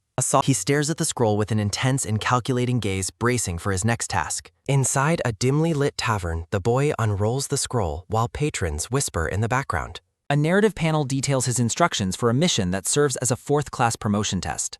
A sharp, high-pitched ding sounds as a system notification confirms the start of his promotion test. He recognizes his target as Goma of Khaled, noting the mage is a perfect test for his combat abilities. An illustration depicts the mage Goma creating a dark dungeon and the subsequent disappearance of villagers. The report explains that hired mercenaries also vanished, leading the desperate villagers to seek help from Martong. The boy arrives at the village, resolving to clear the dungeon and eliminate the target. A rustic village stands quiet and still beneath a sign identifying the area as Khaled. Pale, glowing eyes watch from the shadows of a dusty window as the outsider passes by. An old woman with an eye patch suddenly confronts the boy, warning the youngster to leave immediately. The boy expresses confusion at her immediate and blunt demand for him to depart. She stares with a haunted expression, claiming that a mist of death has settled over the village. The woman reveals that all males are being taken without distinction, leaving the boy shocked by the pattern. The atmosphere remains tense as the woman continues her grim warning from the porch. Close up on the old woman as she reiterates the fatal danger hanging over the community. The boy processes the specific nature of the disappearances with a sharp, focused gaze. The old woman points a wooden staff toward the base of a nearby mountain. She explains that a mage residing there is devouring men to bolster his own mana. A blonde girl rushes out to intercept her mother, telling the boy he must leave to save his life. She whispers for him to ignore her mother, claiming the old woman lost her mind after losing her son. The girl quickly changes the subject, asking if he is a traveler from out of town. A soft, straining grunt sounds as the girl pulls her mother away and points the boy toward a nearby inn. The boy observes her carefully, noting her welcoming attitude is the exact opposite of the old woman's. He senses a hidden motive as the old woman screams one last warning while being dragged away. A light, quick scampering sounds as the blonde girl carries her mother back into their home.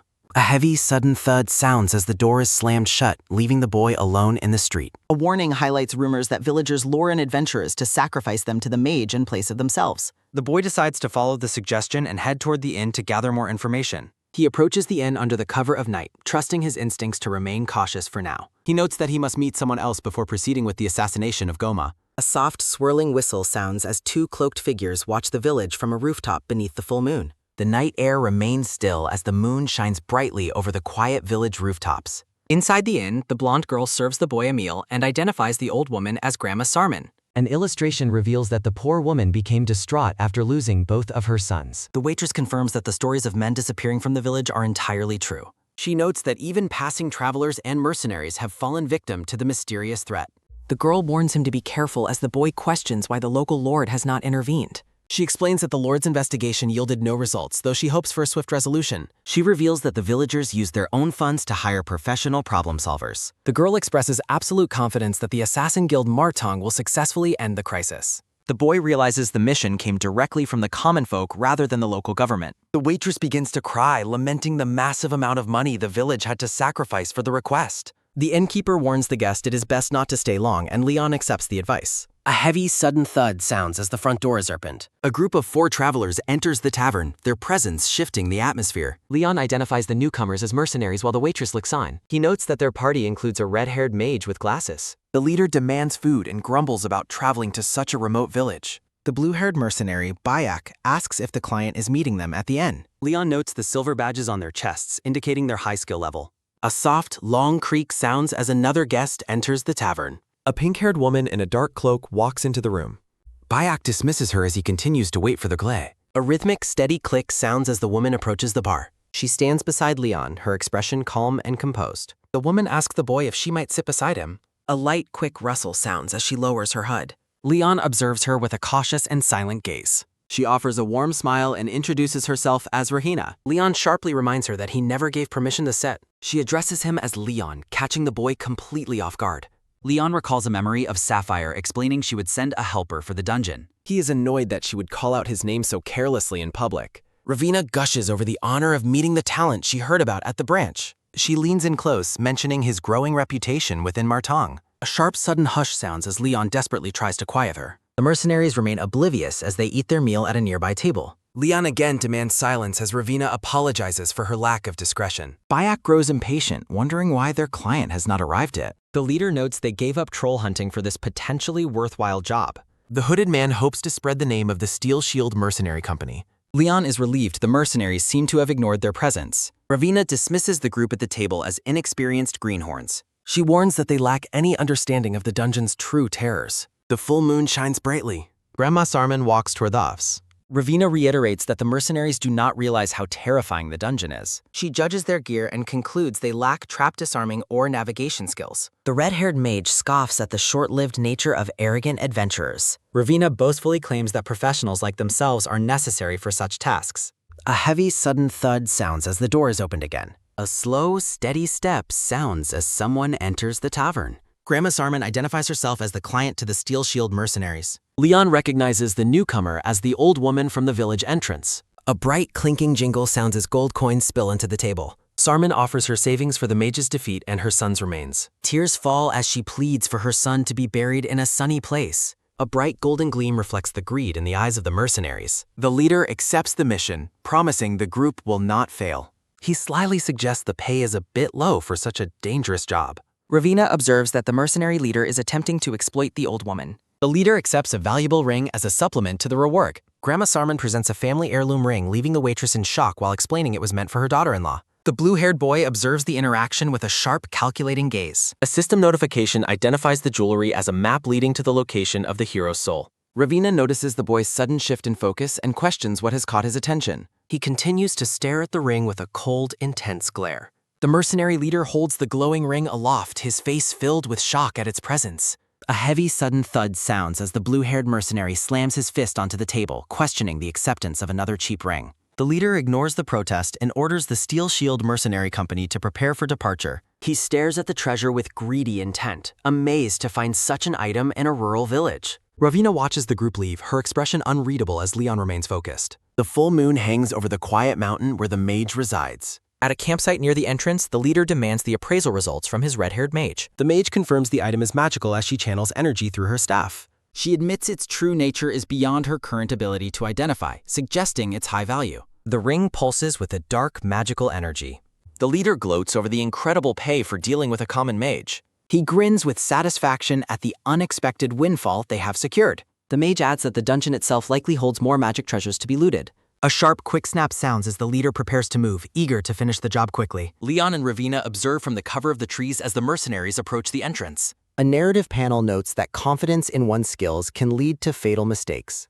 Charging into a dungeon without proper intelligence is highlighted as a reckless move. Ravina mocks their lack of basics, while Leon notes she feels more like a supervisor than a helper. She laughs off the criticism, claiming she only followed because she felt sorry for them. Leon warns her to stay humble, pointing out she only followed to keep an eye on the magic item. Ravina is impressed that he figured out her motive, noting he is no ordinary assistant. The pair continues to trail the mercenaries through the dark forest. A soft, playful giggle sounds as Ravina suggests simply killing the mercenaries and stealing the ring. Leon glares at her with a look of pure coldness. He walks past her, firmly stating that an assassin is not a common bandit or robber. Ravina offers a sly, knowing smirk in response to his moral stance. The night air remains cold as mist swirls through the trees. The mercenaries stand before the glowing, magical entrance to the dungeon. A bright, swirling hum sounds as the portal activates to receive the newcomers. A soft, steady step sounds as the group enters the mountain depths. Leon and Ravina arrive at the entrance just as the portal begins to pulse again. They pause for a moment before following their targets into the dungeon. A promotional graphic offers readers the chance to commission their favorite series and join a team.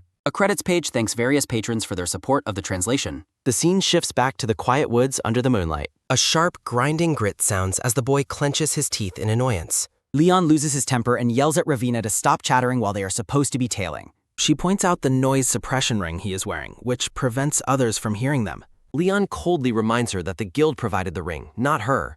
Ravina continues to praise his talent, noting he was given a designated request right after joining. She asks if he was the one who assassinated Garuda Ayani, as the boy recalls his past kill. She explains that the Fallen Rose family paid a massive sum for that specific mission. Leon pauses, asking exactly how much they paid for the job. A heavy, sudden thud sounds as a giant gold 100 drops onto his head, leaving him in shock. Ravina laughs at the incredible fact that they gave the entire commission fee to the guild. Leon expresses frustration that his commission fee was paid to the guild instead of him directly. Standing in the dark woods, Leon calculates the significant amount of money he has just lost. The blue-haired boy pauses as he realizes something suspicious about the Fallen Rose client's actions. He concludes the lady spent such a massive sum specifically to ensure the news reached him. Leon suspects she staged the entire request just to force an encounter with him. Ravina praises his accomplishments for his age, but Leon demands she stay quiet. The pair observes from the brush as the mercenaries walk toward the glowing blue portal. A low, resonating hum sounds as the dungeon entrance pulses with magical light. Leon stares at the entrance, deciding that he has only one choice left to make. Ravina asks what choice he means as she notices the sudden intensity in his gaze. The boy reflects on the suspicious timing of the promotion test and the hero's ring. He looks back at the village, certain that these events are too lucky to be a coincidence. Tailing the group was never his plan, but Leon feels he has been left with no alternative. A mental chart displays the rising difficulty of the mission associated with the legendary map. Leon observes a glowing system screen, noting the world is beginning to resemble the Adeon system. A sharp, blood-curdling scream sounds from within the dungeon just as they reach the entrance. Leon is visibly shaken by the sounds of the mercenaries' agony echoing from the mountain. A sharp, grinding clash sounds as weapons collide violently in the dark depths. The pair stands frozen as they listen to the sounds of a desperate battle nearby. A thunderous, ground-shaking boom sounds as a massive explosion erupts inside the cavern. Leon wonders if the red-haired mage triggered the blast in a desperate move. A soft light whir sounds as the dust and smoke begin to settle. Realizing the noise has stopped, Leon asks how long it has been since the group entered. Ravina checks her silver pocket watch and confirms they have only been inside for 30 minutes. The mercenaries' broken badges and gear lie in a pool of blood, indicating a total massacre. Leon announces his intention to enter immediately, causing Ravina to shout in total disbelief. He explains that the traps will not have time to reactivate if they move now. Ravina admires his logic while Leon plans to examine the attributes of the triggered traps. A slow, steady step sounds as the boy begins to descend into the dungeon. Leon suddenly orders Ravina to stop as he senses a hidden danger. The pink-haired woman is confused, reminding him that he said the traps were inactive. The boy clarifies that his assessment only applied to physical traps, not magical ones. Green energy flares as Leon activates a special technique to reveal the hidden magical circles. A series of glowing, intricate magic circles are revealed along the floor of the tunnel. A dark, thick mist swirls around the pair as they investigate the hidden threat. Ravina wonders if they are caught in an illusion and fears for the mercenaries' safety. Leon's eye glows with a piercing green light as he analyzes the nature of the trap. He realizes the magic began its influence even before the group entered the dungeon entrance. A heavy, labored wheeze sounds from the darkness of the inner chamber. Bayek is shown slumped against a wall, bleeding and gasping for air amidst the carnage. The blue-haired mercenary watches in horror as his captain's eyes glow with a sinister purple light. The captain stands over the dead mage, his mind clearly corrupted by the dungeon's magic. A desperate, high-pitched shriek sounds as Bayek calls out to his maddened leader. Leon explains that this type of magic circle is designed to hide until the moment of activation. A simple illustration shows how the trap infects those who unknowingly step over its boundaries. He notes that adventurers often prioritize physical traps and let their guard down against magic. A high-level detection spell is shown, which Leon notes the mercenaries lack the skill to use. Leon looks grim as he concludes that the mercenaries were doomed the moment they arrived. A low, sinister thrum sounds as the portal begins to pulse with a dark, bloody energy. The mercenaries are shown stepping onto the massive, glowing circle that sealed their fate. The red-haired mage looks back in horror. Amidst a surge of purple energy, the red-haired mage screams for everyone to stop. The mercenary captain's eyes glow with a dark, pulsating purple light. A sharp, metallic ring sounds as blades clash violently. As the captain roars in a bloodthirsty rage, the blue-haired mercenary cries out in desperate confusion. The elder mercenary's eyes are consumed by an ominous, glowing red light. Looming over the terrified woman, the armored mercenary demands her death. A shadowy, red-eyed figure prepares a lethal strike from the darkness. The blue-haired mercenary claims the magic item for himself, while the red-haired mage questions the sudden influx of monsters. He begs the red-haired mage to use her powers, but she admits she needs more time to decipher the situation. As a monster looms behind her, the red-haired mage pleads for just a moment of protection. She begins a desperate incantation to summon the power of Scorching Flance. A sharp, wet tear sounds as the monster's claw rips through the mage's back. A sharp, crackling spark sounds as her staff falls to the blood-stained floor. A thunderous, ground-shaking boom sounds as a massive explosion incinerates the area. Two savage monsters emerge from the flames, their tongues lolling up. A sharp, bone-crunching snap sounds as a beast bites into the mercenary's neck. Narration reveals that illusion magic was the hidden architect of the chaos.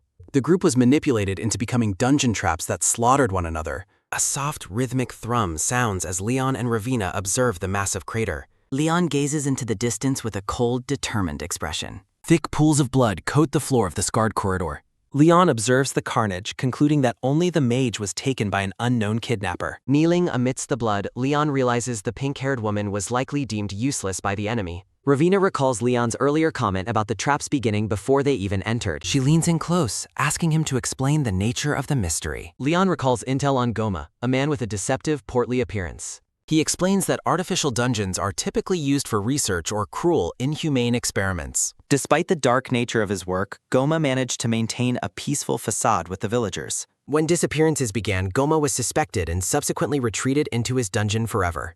Leon outlines the problem of how the dungeon, the hiding mage, and the missing men are linked. Ravina is shocked by the theory that dungeon monsters were used for the kidnappings. Leon notes that capturing adult men would require monsters of at least orc-level stags. He points out that if monsters were involved, obvious tracks and footprints would have been discovered long ago. He concludes that the actual kidnappers must be humans working as collaborators for Goma. Leon envisions a collaborator who can move freely through the village to transport victims secretly. The scheme involves blaming Goma to lure even more mercenaries into the dungeon as prey. Flashbacks reveal the mercenaries being torn apart by the very illusions they feared. Leon notes with a grim smile that all the searchers likely met the same gruesome end. He acknowledges that while he has a hypothesis, the specific motives remain unknown. Leon channels green energy to prepare a scouting spell, his eyes focused and sharp. A low, sinister hum sounds as he activates his soul search technique. Multiple green phantoms disperse throughout the dungeon to scout the hidden layup. Leon realizes the dungeon has complex, untraceable areas where the enemy is likely hiding. He notes that only conventional traps remain, as the enemy didn't expect anyone to reach this depth. Ravina smiles confidently, eager to finally take an active role in the investigation. Leon warns her that the danger has escalated far beyond a standard class evaluation. He orders Ravina to return to the village while he handles the threat of Goma alone. Leon reflects on the high stakes of his promotion exam and his hidden long-term goals. Ravina smiles with a look of pure defiance, insisting on continuing the journey. Ravina strikes a proud pose, declaring that as a Martong Guild member, she refuses to bring disgrace to their name by running away. Leon observes her with a calculating look, finding it unusual for a support role member to display such intense loyalty and passion. Ravina playfully asks if Leon will protect her when things get dangerous, while he remains skeptical of her hidden motives. As they travel through the glowing cave, Leon offers a conditional promise of protection that Ravina finds completely unfair. A mysterious voice from the shadows questions how the pair managed to descend so deep into the dungeon. A sinister man watches through his work. Staring into his crystal ball, the man expresses his bitter contempt for the meddling Martong rats.